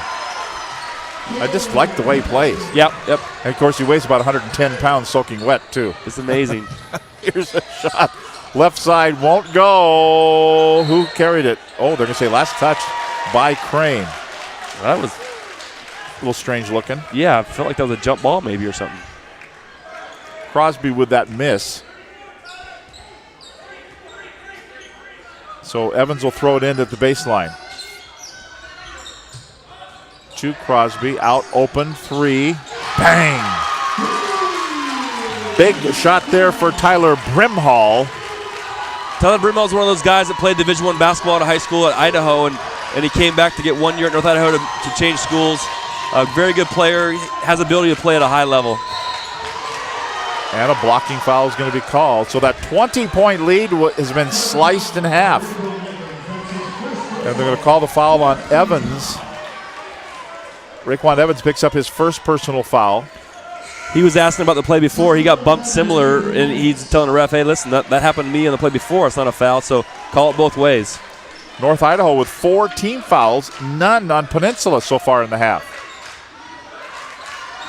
See if that becomes a factor. That will become a factor. That was when we beat North Idaho one time. They were into bonus real quick off second half, and that really helped us down the stretch get baskets. They are tough to score against.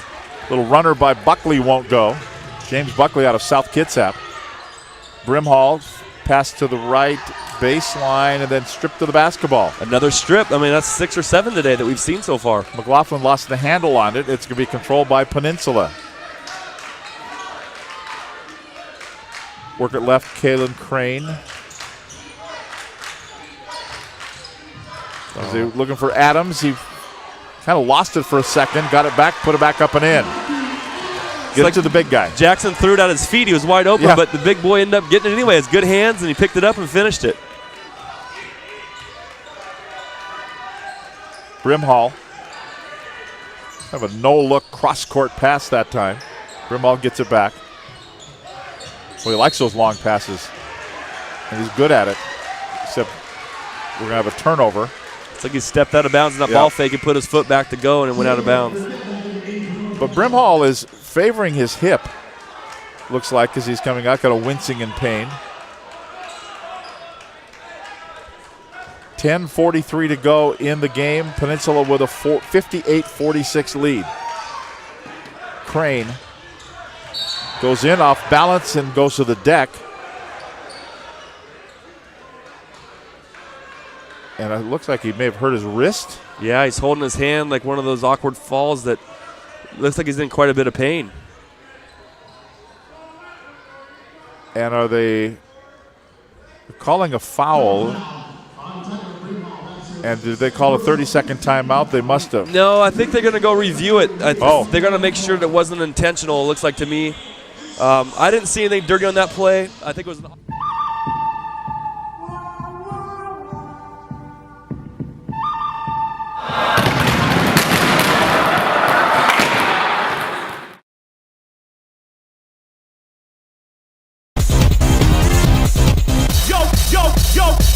Yo, ready to play?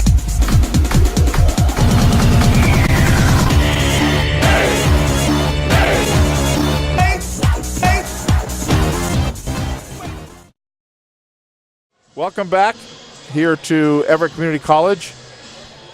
It's North Idaho and Peninsula for the men's NWAC championship. So, Coach Mike Troutman, you think they're looking at the monitor for what exactly? Well, it was an awkward fall, and the kid did get hurt on the play. So I think the referees went to the monitor just to make sure there wasn't anything dirty there on that foul. They're looking for an intentional foul. The first ref looked at it, called that one over. Now they've all looked at it. They're going to make their decision here, discuss it. And I looked at it, I saw it, and I felt like there probably wasn't anything dirty there, so I don't expect an intentional foul here.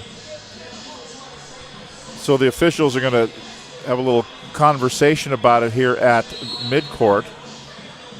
They say, yeah, we're ready to go. And apparently nothing's going to come of it. Jeff Flowers, Zach Perrine, Ben Wolf are the officials. And it looks like that was Crane's left wrist, so he's a right-handed player, so, you know, as long as he can get through it, he's going to be fine. So Kalen Crane will go to the free throw line. Desert Oasis High School in Las Vegas averages 11.6 points per ball game. He averaged 18 last year as a freshman at Green River. Different style of play, though. Good player. Strange shot, though. Yep, strange shot. He's awkwardly long. He needs to add about 20 pounds of muscle, but he'll be a good player for somebody next level.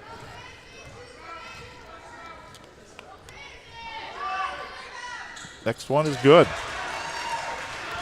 60-46. So now North Idaho.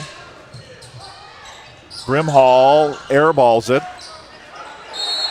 The rebound was taken down, and now they're going to call a timeout. North Idaho will. It leaves them with one left for the game. Wow. You know, well, we talked about it early on, and this is actually going to be a full timeout, so we will step aside with 10:25 to play in the first half. 60-46, Peninsula leading North Idaho, STSPN.com.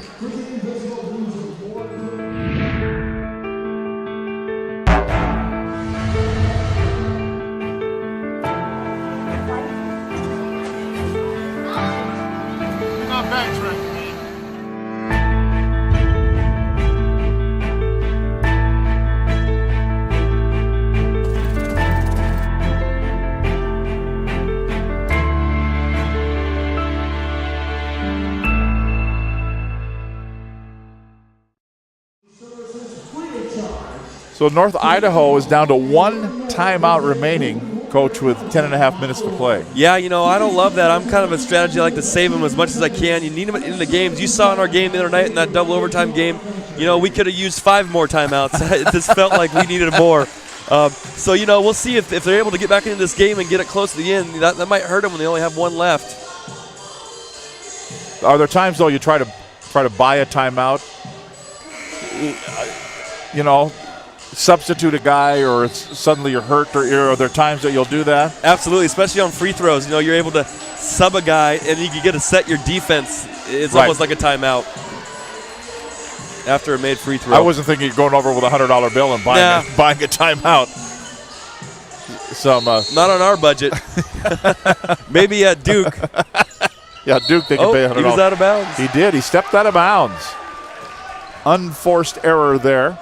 He passed it in bounds. They threw it right back to him, and he hadn't got a chance to get in bounds yet. It's an obvious violation. He had to call that one. So Peninsula with the basketball and a 14-point lead coming up on the halfway mark of the second half. Little runner by Crane. Wouldn't go. They couldn't get the rebound. North Idaho does, and Evans will bring it up. Kind of looked at the three, didn't take it, but the corner by Potts Woods will go. Ashanti Potts Woods in the corner for a 3-ball. He is the one guy on that team that can get hot, especially in a big game situation. He will make shots. You got to get out there and get him. So quickly up the floor, in the corner is Crane. The lead is 11 points. Jackson, Warren to Buckley. 11 to shoot now. Got it again to Jackson. 6 to shoot. Buckley will airmail it and out of bounds. Probably not the kind of possession Mitch Freeman was looking for on that particular time down the floor. No, it felt like they got the ball inside to Colby Jackson there at the high post with plenty of time. He just kind of threw it back out instead of turn face and make a move. I would have liked to see that. They go cross court to Brimhall. Down low, the hook shot rattles off. No good by Christians. Foul's going to be called. And it's going to be whistled here. James Buckley with a push on the rebound. Yep. I was watching it. He tried to box out as much as he could, but it was an awkward bounce, and he pushed to get the rebound, and the referee got him. So fresh 30 on the shot clock. Out of bounds for North Idaho. They get it on the inbounds to Burkett. Now Potts Woods, that time won't go. He crumples to the floor.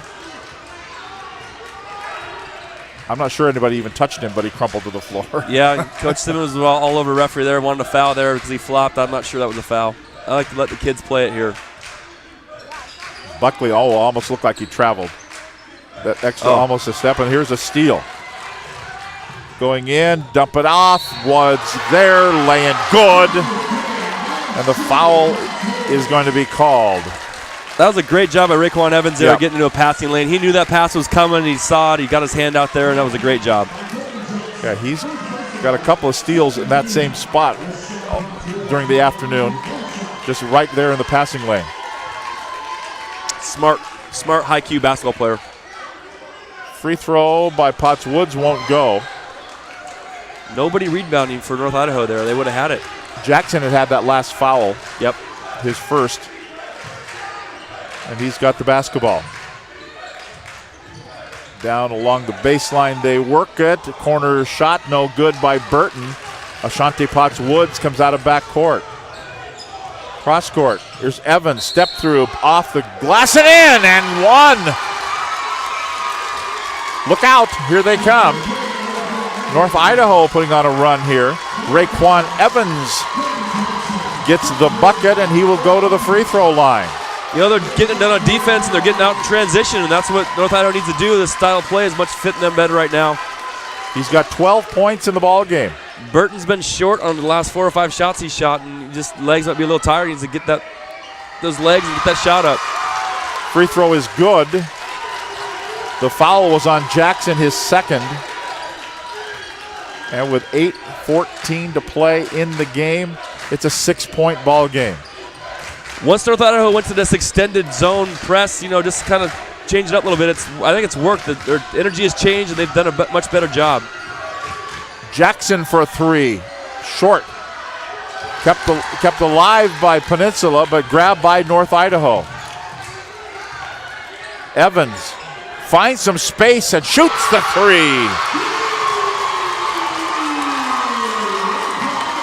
It was 20 points here in this half. And Mitch Freeman says, we got to talk about it because it's now a 3-point ball game. With 7:34 to go in the game, Peninsula 60, North Idaho 57 on STSPN.com. As certified jumpers, divers, and survival experts, Special Forces are dropped behind enemy lines to train foreign fighters, carry out covert missions, or prevent future conflicts. These soldiers live for the challenge. Highly trained and highly intelligent. Special Forces soldiers are the best of the best.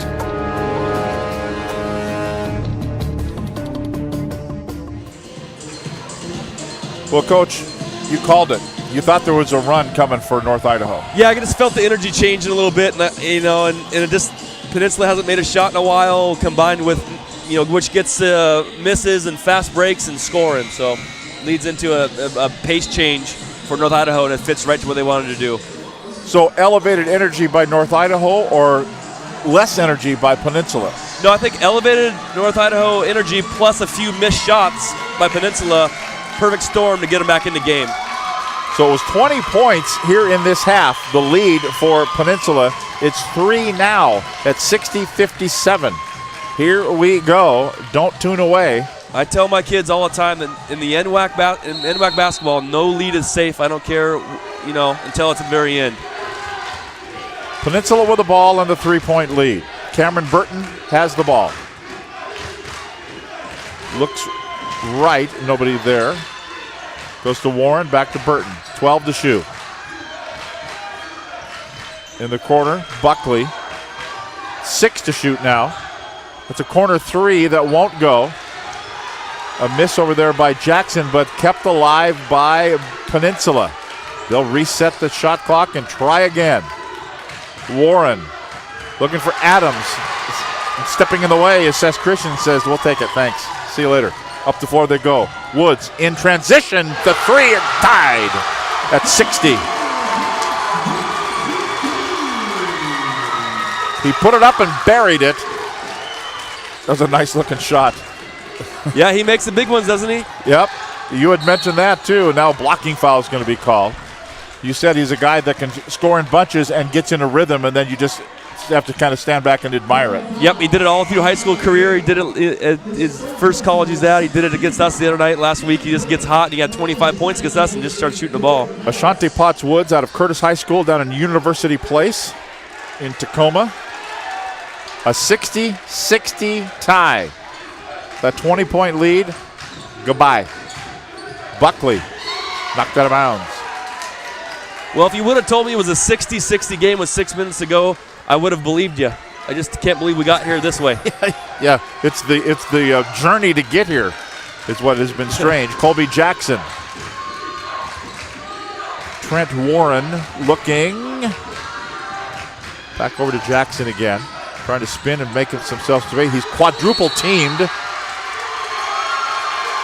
Shot clock violation. I didn't even look at the shot clock. They just took so much time. Yeah, I didn't even realize it was going down either. And we didn't notice it, and it's all around us. They didn't notice it either. No. They weren't in any kind of hurry. So here we go. Chance for the first lead since way back when for North Idaho. The runner will not go. And they're going to call the over the back foul, I think, on Christians. No, it's going to be on Jalen Burkett. Huh. Well, I thought Christians went in there. Yeah, it looked hot. like Big Seth went in there and just ran over about 4 people, including, I think, one of his own players. So we march to the other end, and Trent Warren out of Melbourne, Australia will go to the free throw line. Maybe he pushed Burkett into somebody and the referee got him. Trent Warren at the line.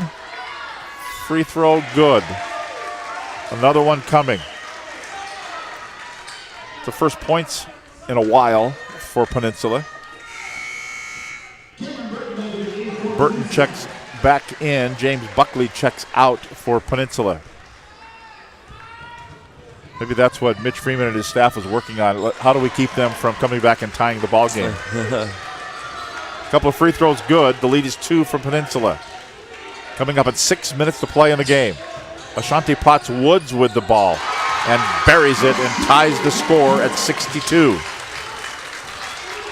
Ashanti Potts Woods is in his zone right now. He's feeling it. He's ready to go.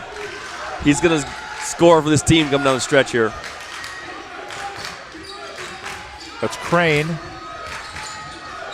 Burton to Crane to Jackson. Jackson, Burton, elevates. 3 offline, won't go. Short again. Got it? Who's got it? Who's got it? Woods does. He just pushes his teammate out of the way, goes in, reverse lay it, good. North Idaho with their first lead since way back in the early going. That's our 6th lead change of this ball game. I didn't think we'd have any more after 5. But that 20-point lead is now a 2-point deficit for Peninsula. Peninsula with the basketball. Warren shoots, won't go. Saved from going out of bounds off of the official, and out of bounds anyway, so it'll be North Idaho basketball. Peninsula is just flat out ice cold right now. They got to figure out a way to get a high percentage shot, and someone's got to step up and make a shot. The big boy comes in. Marky Adams checks back in. Shimi Potts Woods is making shots, I can tell you that, and he's going to continue to. He's ready to go. So up the floor, Evans, Brimhall. Evans again. Boy, I thought he was going to shoot. He was way out at NBA range, but he didn't do it. Brimhall will go in. Double pump, puts it up. No good, but foul called and fouled on the floor. It's going to be a Peninsula foul. They've got a couple of fouls to give. That's only going to be the 4th team foul. And with 4 minutes and 43 seconds to go in the basketball game, we step aside. North Idaho leading Peninsula 64-62. The NWAC Men's Championship on STSBN.com. My name is John Archuleta, and I'm a loan service bankruptcy officer with STCU. I help members that are struggling with their financial obligations. A lot of times people feel as if they're not good enough. Their finances are telling them that they should have known better. Our goal really is the financial health and well-being of the member. We are our members. Our members are us. We don't have investors here. We're not protecting the investor's bottom line. No matter what's going on, we're dealing with people's lives. I'm John Archuleta, and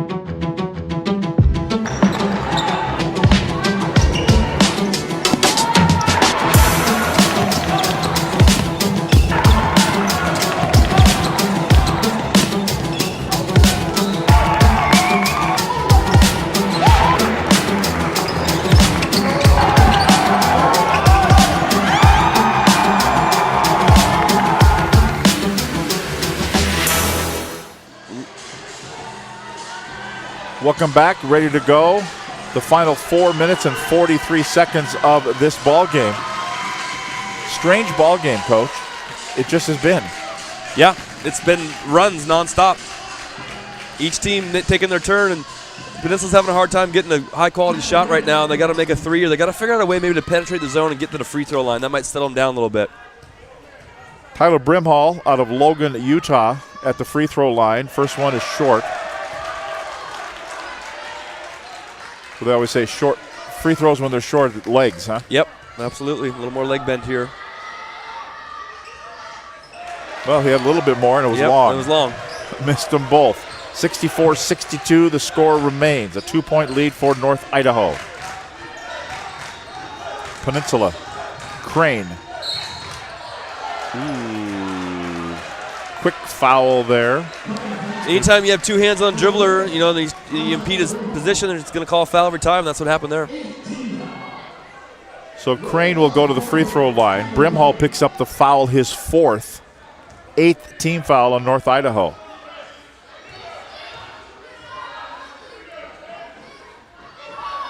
Kalen Crane, first free throw's good.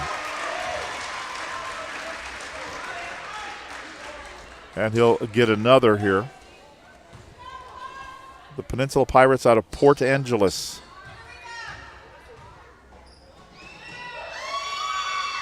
That's Crane. Won't go. 1-point lead for North Idaho. 4.5 to play. Wow. Yeah, they're going to call the offensive foul. I thought he was just going to kind of go around him, but instead he put up the elbow and knocked him over. Yeah, I'm not sure Warren was set there on that play, but the elbow was enough to call it a 50-50 one to go the other way. I think if his elbow would have been down, I'm not sure he was totally set, and the referee may have went this way with it. But when you put up the forearm shiver, that's pretty much going to say, okay, we'll call a foul. If there's any doubt in the referee's mind that a 50-50 call and you see the elbow, it's just going to give it to the defense there. Corey Simmons didn't like it. No. He's still talking to the referee. So Peninsula will bring it up. Oh, kicked out of bounds. Overplay on the defense there. So remaining in the possession. Now Trent Warren is a player that got knocked down, and they're going to put some ice on him, and they're going to replace him in the lineup. Looks like he has something on his head, maybe a cut. They're putting a bandage or a piece of tape or something on the back of his head. So right there is Mitch Freeman trying to buy a timeout, and the officials had none of it. He said, you guys go over there. We're inbounding from over there. So here we go. Trying to use the timeout there without taking one. 1 timeout remaining for North Idaho, 2 for Peninsula. And here's a steal. Grabbed in, one-handed, a slam dunk off the steal by Raekwon Evans. He was going to be sure in that one off the steal. He wasn't going to miss the lay-in. Best way not to miss a lay-in is to dunk it if you got it. The lead is 3 points for North Idaho, equaling their biggest lead of this ball game. Shepard turns and fires, won't go. Adams grabs the rebound, foul called. Shepard from 8 feet away turned around and put up an air ball. Yeah, nerves are getting to Peninsula here a little bit. It's so tough to play when you're going downhill and the team's made a big run at you, and it's just hard to get that rhythm back and make a shot.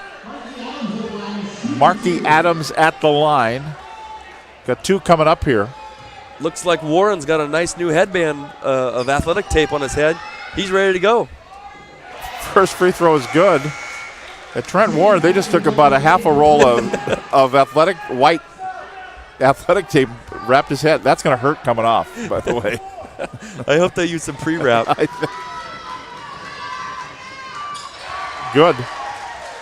Couple of free throws. Pulls Peninsula to within 1, 66-65. It's so great to see a big guy like Mark Adams make free throws. As a coach, it's just a great feeling. Brings a little tear to your eye. Yeah, that's right. How about if he steps out and gets a kind of a strange foul? Adams, and that's his 4th personal foul.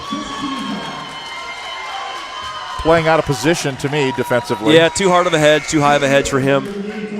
His 4th foul, but the team's 5th, so we won't shoot free throws, and not much hurt there. Adams will go to the bench. Warren checks in with the headband on. North Idaho basketball leading by 1. The final 3.5. Ashante Potts-Woods. He's been of the hot hand. Entry pass down low, going in. Shot blocked partially by Shepard. Christians has it, spins 3 or 4 times. They're going to say jump ball, and the arrow stays on the North Idaho end of the floor. Well, Christians, how do you miss that lay-in? Wow. Yeah, of course, you have 3 white-shirted bodies all over you, it was challenged. Shepard had a great challenge on that ball and just enough to miss him. I thought that maybe that Burkett and Christians were tied up together as teammates. They could have called travel there, but they didn't call it. Evans off the glass, no good. Swatted out by Christians. And it'll be a reset here for North Idaho. Potts-Woods around everybody for the lay-in. Everything he's throwing up is going in. It's a 3-point lead. Coming up on 3 minutes to play in the game. Jackson and Burton playing catch out top. Burton. Jackson looking to Warren. Goes in. Lay-in good. He split the defenders and put it up and in, and it's a 1-point ball game. That's the high percentage shot they needed there. Here's Evans. Puts it up too hard. No good. Saved. Out of bounds by Brimhall to Evans again. Back to Brimhall. Oh, they're gonna call a foul here, away from the basketball. Burkett will pick up the foul. That's his 4th personal foul for North Idaho. It's an offensive foul, so no shots. We got some extracurricular activity going on here. Yep. Potts and Raekwon Evans both got into 15's face there, bumping him down the side, so we'll see what happens here. There's Potts there with an elbow. Yeah, I think 15, though, James Buckley gets on your nerves if you're on the other team in a good way. Foul on, I think it's going to be Ashante Potts-Woods picked up a foul, his 2nd personal. Well, I feel like every good team has one of those guys. We had one. I think North Idaho has one, and Burkett, and I think that maybe Buckley's a guy for Peninsula. That's good. Everybody should have one. The guy you're kind of just ticked at the whole time if you're the other team. Like the Danny Ainge, the guy that you love him if you like the Celtics, but you don't if you don't. Couple of free throws, and Peninsula retakes the lead. Our 7th lead change of the ball game. It's 69-68. Peninsula dribbling in. Woods in traffic, puts it up too hard, no good. Everybody touches it. It's going to be grabbed by Jackson. Jackson will he won't slow things down. He's going to go in, lay it up, no good. Tap up, no good by Burton. And down the floor comes Evans. Lost the handle on it. Who's got it? Scramble. Evans has it. Fouled. Wow, I really think they missed an offensive goaltending or defensive goaltending down there in that end of the Peninsula. That guy grabbed the rim and broke it away, and there was no call. They're telling Mitch Freeman to go sit down. The foul's going to be, I think, on Freeman. Oh, excuse me, on Warren. On Warren. Yep. Yeah, Mitch Freeman's not going to pick up a foul. Maybe a technical foul.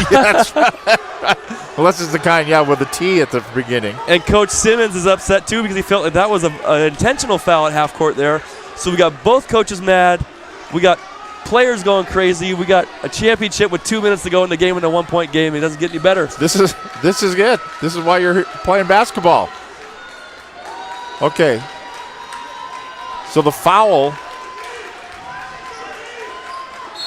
was on Trent Warren, his 2nd personal, 6th team foul. So no shots. They're in the bonus now. Now they will be in the bonus. Ashanti Potts-Woods with it. Uses the screen, pulls up from 14 and hits. And the lead back to Peninsula. Up by 1, 70-69. That's Burton. Lay-in, good! 71-70, a minute and a half to go. Great job of getting the ball inside and penetrating, and that's really the angle you want to attack this zone from, and they did a great job getting a layup. That's Evans, double teamed. Got it off to Burkett. Woods, he's been hot. Won't go this time. And Buckley grabs the rebound. 1-point lead for Peninsula. They have the basketball. 1:10 to play. Jackson. Goes left, Burton, Jackson, Burton. Jackson with a minute to go. 9 to shoot. Burton, Jackson, 5 to shoot. Corner, 2 to shoot. No, he stepped out of bounds. He was standing on the out of bounds line. Tough possession. Boy, that was a tough pass to catch. He lofted it up into the corner, and there's no one there to play any defense, but you just couldn't catch the pass and get a shot up. He stepped out of bounds, and now they got to play D. Adams back in. North Idaho really needs to get a good high-quality shot here. They've had some tough shots here. The last couple possessions, low percentage shots, and I think Corey will do a good job here of getting something really nice out of the timeout and get something high percentage to the rim probably. Okay, so let's keep it right here during the timeout as it was called here by Peninsula. Soldiers in the Guard's intelligence field gather information on the enemy using a variety of tactics. Peninsula Pirates up by 1. Well, it depends on what their defensive schemes are. I don't know what they are. I know if that was us, we would really talk about communication right now and really trying to force a tough shot without fouling. If you're going to switch, make sure you yell it and scream it and help each other through and that kind of thing. And just do anything you can to contest the shot and then go get the rebound. And Corey Simmons, what's he saying to his Cardinals? Down by a point. Down by 1. They're looking for a real high percentage shot here. He drew something up, so it looks to me they're going to have a set. And they're going to try and get probably Raekwon to the rim to try to draw a foul, maybe a dump off or a kick out to a shooter. For North Idaho, Raekwon Evans has 18 points. Potts-Woods has 19 points. And Ian McLaughlin has 10 points. Yep, those are 3 most skilled players. Burton with 14. Yep. For Peninsula, 12 points for Colby Jackson. I feel like a lot of those Colby Jackson points in the first half. He hasn't scored a whole ton in the second half. That's hurt him a little bit. Adams has 13, and he's back in there. Got to have the big boy in here on defense. North Idaho, Potts-Woods dribbling it over. Boy, in traffic and the lane is good. Jalen Burkett. That's a 1-point lead. 10 lead changes in this ball game. 33 seconds to go. And a timeout called. Last timeout called by Peninsula. Shot clock at 25, Coach. Game clock at 30 seconds and a 1-point deficit, Peninsula basketball. Yep, you don't want to wait till the end here to shoot. You know, you gotta be able to survive a miss, and if you get a miss, you got to be able to foul and still get another chance at a shot. So I look for Peninsula to shoot the ball here within the first 10 seconds, 12 seconds. So early. Yeah, you got to get it early just to extend the position in case you don't make it. But you don't want to foul if you're North Idaho, or do you? No. Gosh, no. You're a double bonus. No foul. I'm curious to see if North Idaho is going to play man or zone here. But you can't relax enough defensively. They're going to try to go with 6. That's not going to work. Break the huddle with 6 guys. That'll go on the power play. They subbed out McLaughlin, the guy who just made a shot for him here on defense and offense switches here. It's like they're going to be in the zone. Buckley stays in. He throws the ball in. 23 to shoot. A 1-point deficit. Warren. Jackson. Now Burton dribbling in. Oh. No. Hand check foul is going to be called early on. So they will commit a foul. Inadvertently, but they will. That was a touch foul. And that is going to be 5 personal fouls on Tyler Brimhall. And he will foul out of the ball game. Huh. You know, I feel like there was going to be a foul on that play, but I didn't think it happened yet. That was interesting. That was a tough one. You felt the foul coming on, but yep. 19 seconds to go. Free throws here for Cameron Burton, a 1-point deficit for his team. Burton, a 72%er at the free throw line. First one, good.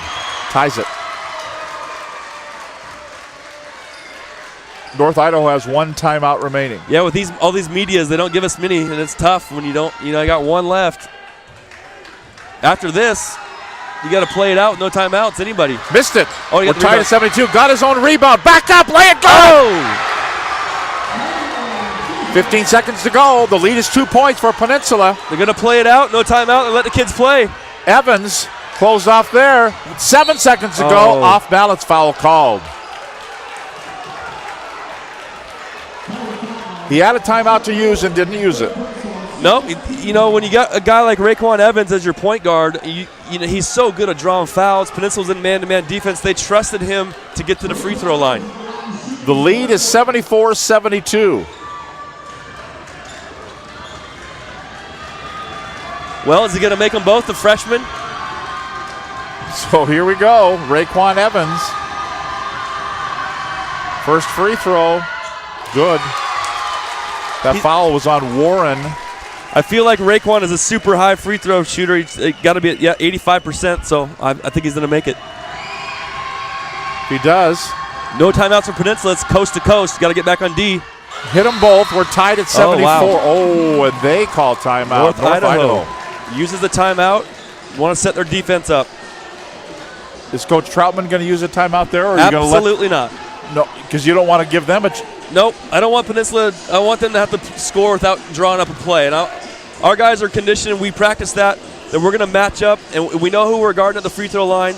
We know we're switching everything, and there's no reason for us to call timeout there instead of our defense. And there's a ton of times. Yeah, 7 seconds.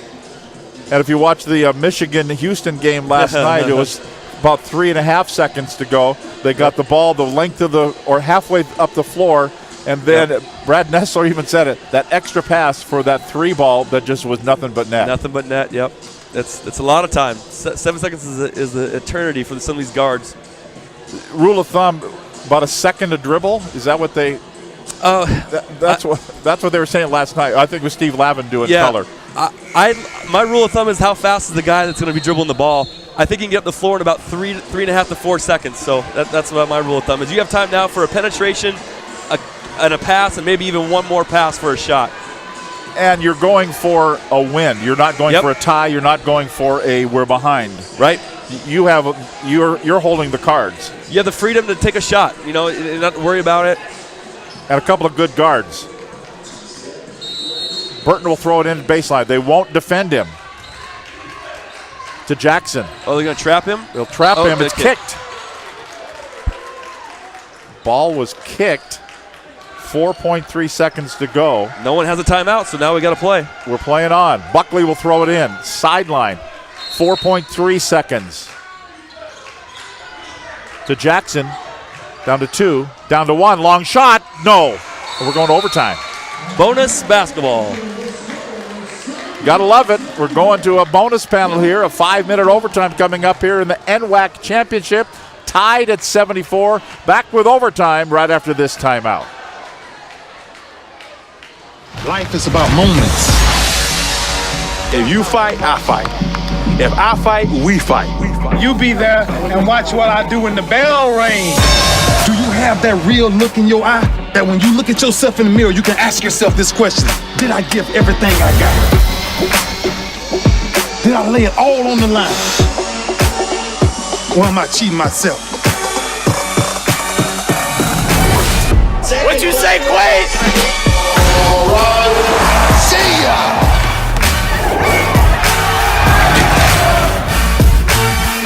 Right at it. Oh! He's done it again!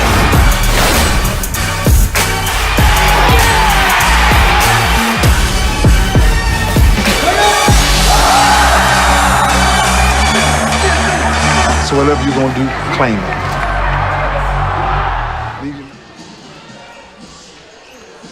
Bonus basketball here on a Sunday afternoon at Everett Community College. The NWAC Men's Basketball Championship. The women waiting in the wings, Umpqua and Walla Walla. Both teams at 31-1. That should be a barn burner as well. But if those girls have a little bit of nerves going right now, they got to wait for 5 more minutes to get the floor. There's more stuff to think about. Well, they got to wait anyway. Somebody's going to cut down the nets here. You're going to get brand new nets for your team, but thank you for reminding me. I go down to my locker and get a net out. Otherwise, the girls will be playing playground style. So here we go.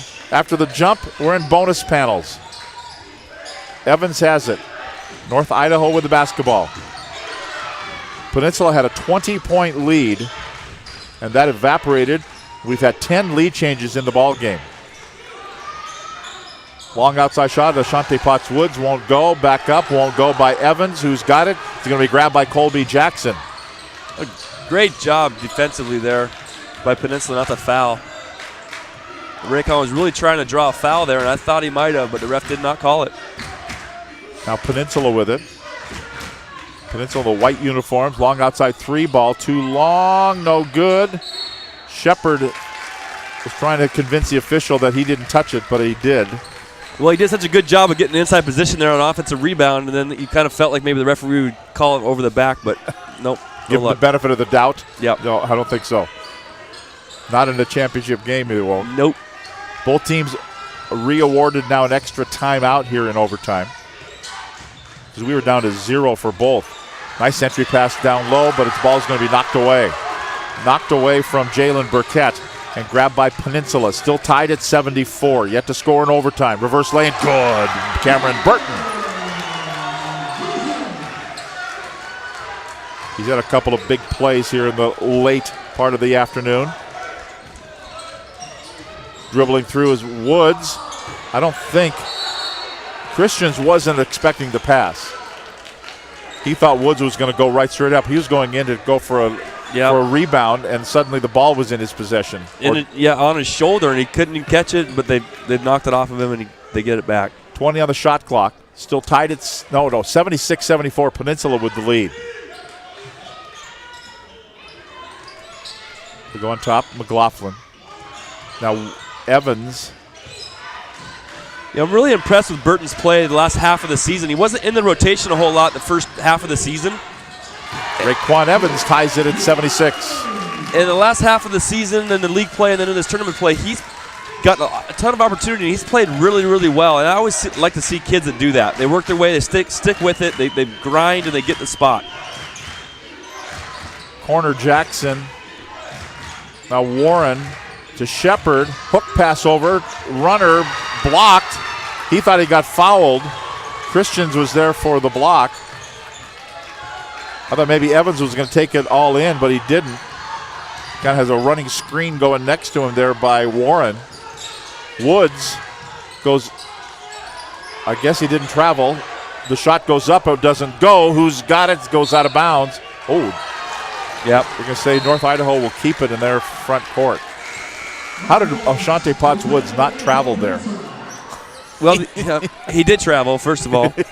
And the assistant coaches at North Idaho just got a warning from the officials. They're standing up talking too much, and they've been warned now twice. So Coach Swanson has to keep it down over there. 2.5 to play. Woods blocking foul is going to be called on Warren. Trent Warren spent more time on the floor than he has standing here in this game. And the headband of athletic tape around his head proves it. Yep. He's Australian, and he doesn't care about anything but winning. Yeah, if you've ever watched Australian rules football, you know That's they have no fear. Every Australian kid that I've coached or coached against in this NWAC league, they all are winners, and they're fun. Free throw good. Gives North Idaho the lead. We had a kid here a couple years ago, 4 or 5 years ago, 4 years ago now, that was awesome. Just so fun. Australian. Jake Smith. 78-76. Jake Allen, I'm sorry. Jake Allen, okay. If he's listening, he'd be mad at me. Ashante Potts Woods now with 21 points. Here's a steal.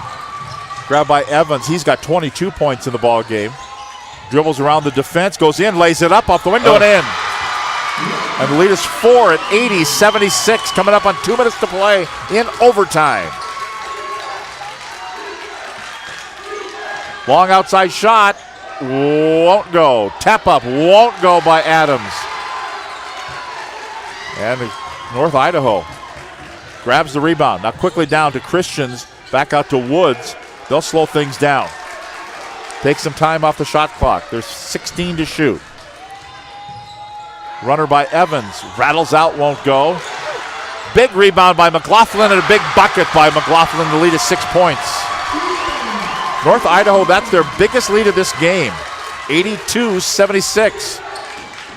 Off balance, rattling it in for Colby Jackson and a timeout called.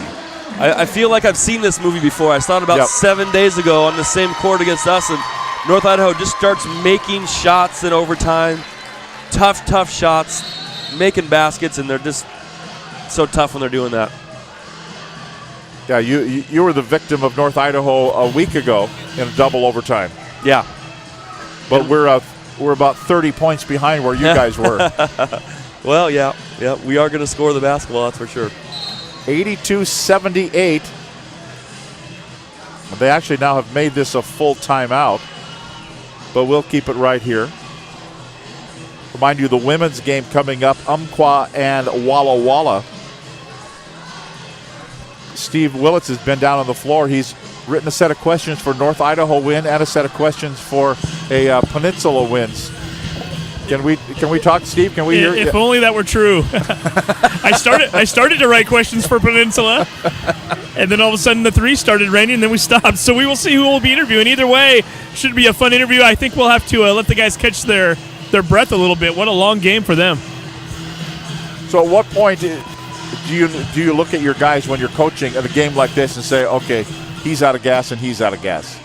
Well, it depends on your team, but it doesn't matter. You got to play. We're gonna reserve tank somewhere. If you're out of gas, you got to play. If you're one of our guys, and that's just the way it is. So we don't have the luxury of having 12 scholarships, and we got 6 or 7 or 8 guys, on scholarships, and so at this point, suck it up, Buttercup, get some water, and get out there. Yeah.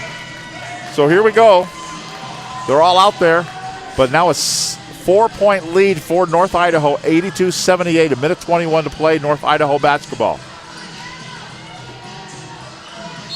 The men's NWAC championship on the line here. They throw it in, full court pressure by Peninsula. That's Evans. Trapped there. Still on the dribble. Ashante Potts Woods. Woods looking, 13 to shoot. Woods still dribbling. 7 seconds to shoot. Now he will split all the defenders and lay it up and in. And a timeout called here by North Idaho after the basket. And it'll be a 30-second timeout with 53 seconds to go. Now a 6-point deficit facing Peninsula. Boy, North Idaho, we'll talk about it as we go along here through the postgame, but they were down by 20 points. And we thought Peninsula, this is a blowout. Yeah, and then Peninsula it's tough when teams make a charge at you, and you got to rely on three-point shooting against that zone, and it's tough to make those shots when someone's coming at you like that. And next thing you know, the next shot is a little harder, and the next shot's a little harder than that, and they just couldn't get a basket to drop in there and see it go through the net enough times during that run to be able to cut them off and extend it. So it happens in the NWAC basketball all the time. So here, Peninsula's got to score quick, right? Yeah, they're down 6 with 53 seconds. No timeouts left. Got to get a quick one here. Even a free throw line would be okay. Burton brings it up, brings it himself, blocking foul. So they'll try to score here with the clock stopped. Well, it's perfect. 5 seconds. You got to go to the free throw line and shoot 2. And Potts Woods is kind of trying to run off maybe a twisted ankle, or he got run into, but he got called for the foul too. His third personal. Looks like he might need a sub. He looks like it's pretty tender. Yeah, he's not gonna tap the helmet though and say, "Hey, nope. Yeah, coach, take me out." Tough guy. The Tacoma kids. That's right. Potts Woods out of Curtis High School. Out of Valley High School's Cameron Burton. He's at the free throw line. Out of Vegas, first one is good. Shepard back in. Adams out.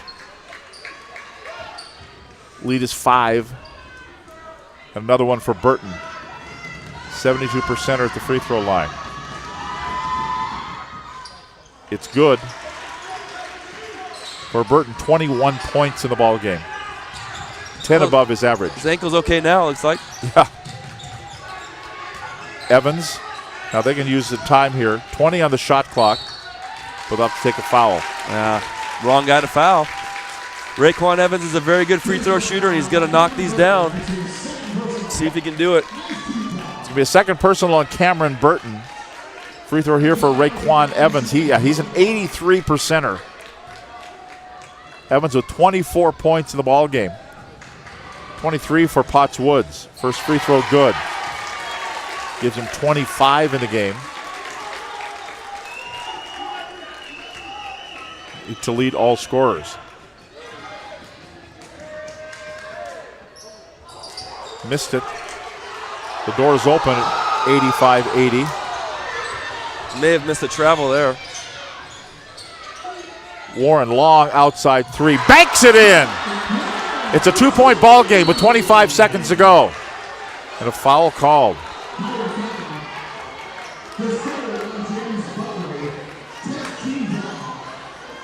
So that will send Evans again to the free throw line, but boy, now the door is wide open. And a missed travel, probably. Yeah. So Raekwon Evans back to the line. North Idaho with a 2-point lead, 85-83. Missed it. Wow. Coach Freeman's calling in his play right now, letting him know. They got 1 shot left, and they need a 3 to tie here if he makes it. Good.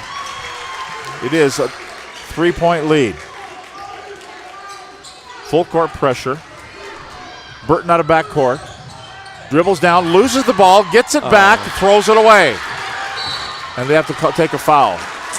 He threw a pass without looking. He thought it was open. He didn't see anybody there. Now, were you going to take a 3 there, or was a 2 going to be good? Yeah, we're going to shoot the 3 there and try and get a penetration kick out. Yeah. Yep. So down in and then back out for somebody coming in. Okay. Yep. If you have an automatic layup and it's uncontested, you just make it. That's fine. But if not, you try to jump stop there and kick it out. That's when the guy would be open. The foul was on Warren, his 5th. He fouls out. Charles Williams at the free throw line for Idaho. Makes the first one, makes it a 4-point ball game, makes it a 5-point ball game with a couple of free throws. So quickly, Peninsula launches a three. Oh, rattles out, won't go. Almost tipped up by an own goal there, but it's grabbed by Evans. He'll bring it down, lay it up, and put it in. A little exclamation point on this one, and that will be that. A little frustration there by Peninsula, and it will be a NWAC championship by the final score of 90-83 for the North Idaho Cardinals. North Idaho wins the NWAC championship for 2018, 90-83 over Peninsula. 20 points down in the game, and they win the championship.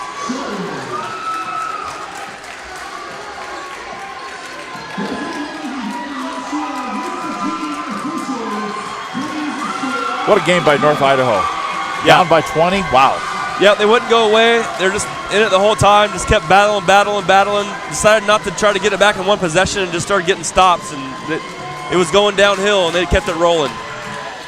So their fans here on the near sideline are hugs all around for an NWAC championship. We're going to get the presentation of the trophy coming up. Steve Willits will talk with some of the North Idaho players. I think this is the time when you got to go over and shake Peninsula's hand and tell them good game. It's, I know it's taking so long, but. So they are still gathered around here on this side, and Peninsula's kind of awkwardly hanging around, waiting. But you know what? It happened last night too, on the NCAA games too. Yeah, it's an awkward time after you win. Get so excited after a win, and they should be. They're champs. We'll go to Steve here in a moment. Let's see if they're going to get a handshake line go. Steve, why don't you go start shaking hands first? Yeah, I don't think these guys would mind any handshakes from anyone right now, as you still see the thrill of victory and also the agony of defeat as the Peninsula guys just are beside themselves right now. That's part of the game, but certainly these guys out here, the Cardinals celebrating right now. We'll try to get in with them in just a moment as Coach Simmons now has his team in a huddle and getting them all excited and ready to go. Well, actually, I think they're going to present the first and second place trophies, too. Yeah, about the last thing you want if you're on the losing side is to wait around for a second place trophy. Yeah, for sure. Just tell you what, you just UPS it to me and it'll be just fine. Yeah, no kidding. You got to sit there on the bench and watch the celebration. This is so tough. Yeah. They're going to cut down some nets here. And I think the presentation of the trophies are coming up here for Peninsula. And Steve's going to try to make his way around to get a couple of words with a few guys here. There we go. Let's go down to Steve. Well, we're not hearing you.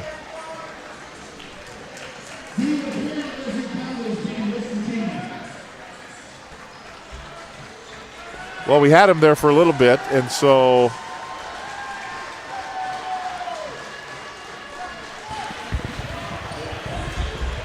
There, maybe. Test 1, 2. Yeah, there we go. Hey, there we go. okay. See if we can get Raekwon back over here. And actually, we'll get Coach Simmons while we're here. Try to get you at halftime. You were a little busy. You said you were needing to concentrate. I guess that concentration worked. Congratulations. Down by 20 with about 17 minutes to go, and yet here we are about ready to present you with a trophy. Talk about the second half. Pretty amazing. These kids have nothing but resilience. They just fight. That's a pretty amazing job. Obviously, Raekwon and Ashante picked up the team, put them on their backs. We were down by 20, and they fought back. They never gave up. These overtime games are kind of becoming commonplace. Sundays here at Everett Community College, 2 weeks in a row.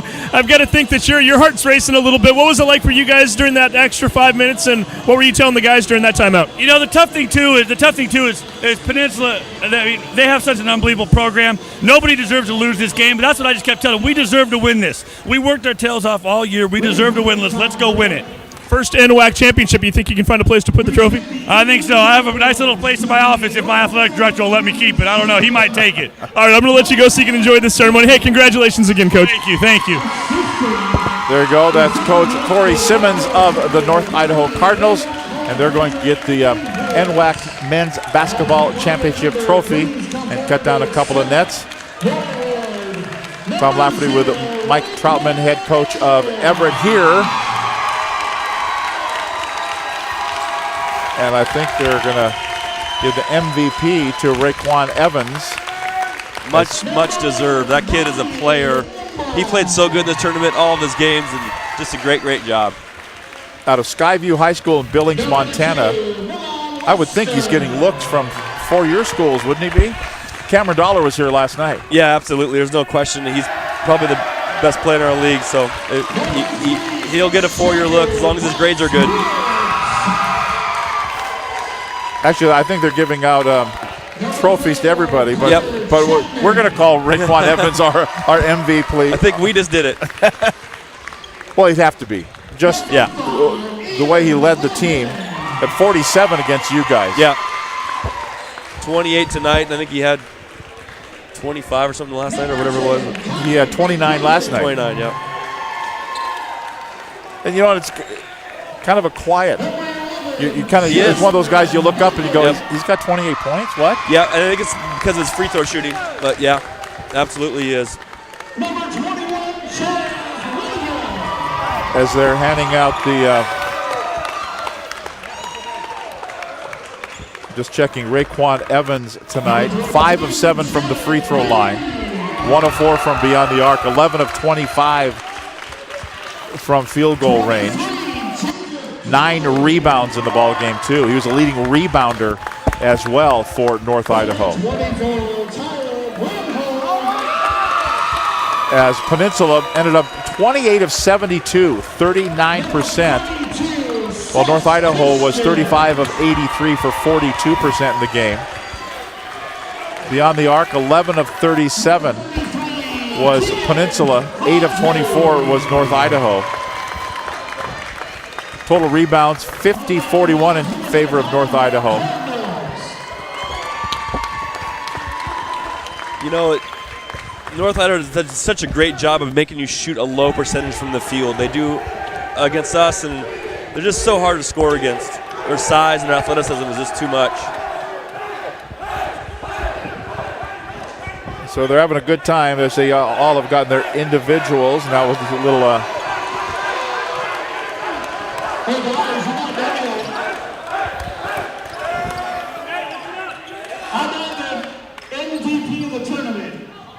MVP. Here's the MVP. Okay, we called it. Yeah, just a formality. Yeah, we'll see if we get Steve to talk to the MVP as well here. They still haven't presented the big trophy. And now there you go, Marco Azurdia.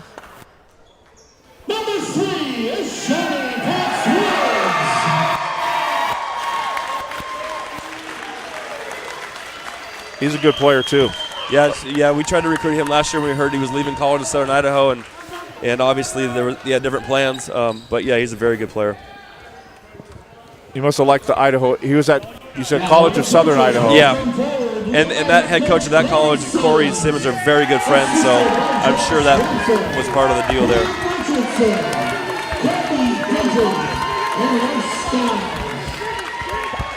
Presenting now the NWAC trophy to Coach Corey Simmons of North Idaho.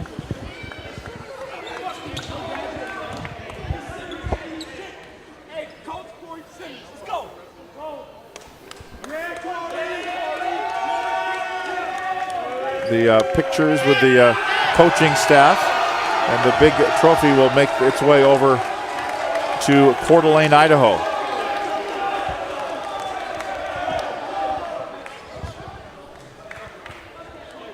And the banner to hang in the rafters of the gym, and all the different accoutrements that you get, and some pictures. You get T-shirts, you get a big bracket, you get a couple different trophies. One of the traveling ones you get to keep at the school, and then they're going to get the net. They're going to take my net out of my own gym. They're going to take it over to Coeur d'Alene.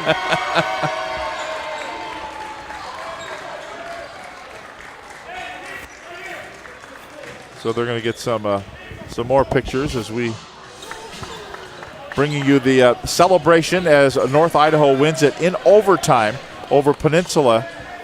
Final of 90-83.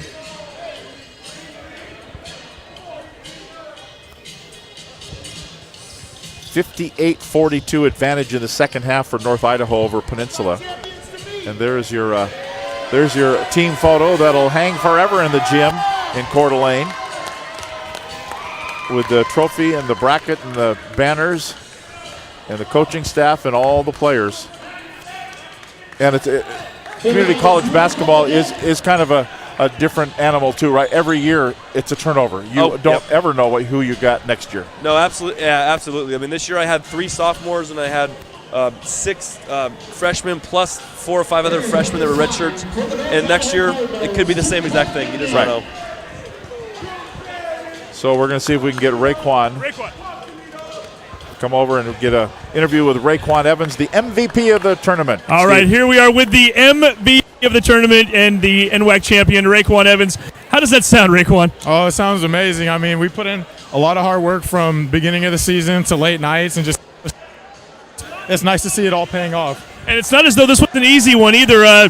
Last week, it looked like you guys were about ready to head home against Everett. You come back and you win, down by 20 in the second half. Talk about the resiliency of you and your teammates. I mean, we just never gave up. You know, Coach emphasizes when time heads up, and it was looking ugly at the beginning. And I know a couple of us were worried, but we just pulled through and took it play by play. You seem to get better as the game goes along, and we noticed that even against Everett last week. A lot of your points coming in the overtime, a lot of key free throws down the stretch. So you just kind of have this cool demeanor about you. Is that your nature, or is that something you've had to work on? That's kind of my nature. I just like to keep it calm and, embrace every moment, whether it's bad or. So, I kind of work around that, and then you got, because if you get shaky, it all gets to your head. So remaining calm, it usually helps everything. Very nice. And now, quiet night for you tonight, by the way. 28 points. We're used to seeing you put up 29 and 47. Did you feel like your game was kind of elevating throughout the course of the season, or did you just kind of happen to save the best for last year as you got to the tournament? I felt like it was elevating. I know. I tried to keep getting better and better, and then it kind of all just fell apart. I tried to play what the defense gave me, and it worked out. You've got another year of eligibility left here at North Idaho. What does the future hold for you? Are you starting to notice that maybe a few more folks are calling on you now after the big couple weeks you've had? Yeah, I would think so, but I just want to be back here next year with the same group, and hopefully we can win it again. All right, well, have fun cutting down that net, and congratulations. Thank you, appreciate it. Thank you very much, Steve, with the MVP of the tournament, Raekwon Evans. We'll see if we can get one more before we call it a day and get ready for the women's final between Umpqua and Walla Walla. There's a cut down the nets here at Everett Community College. And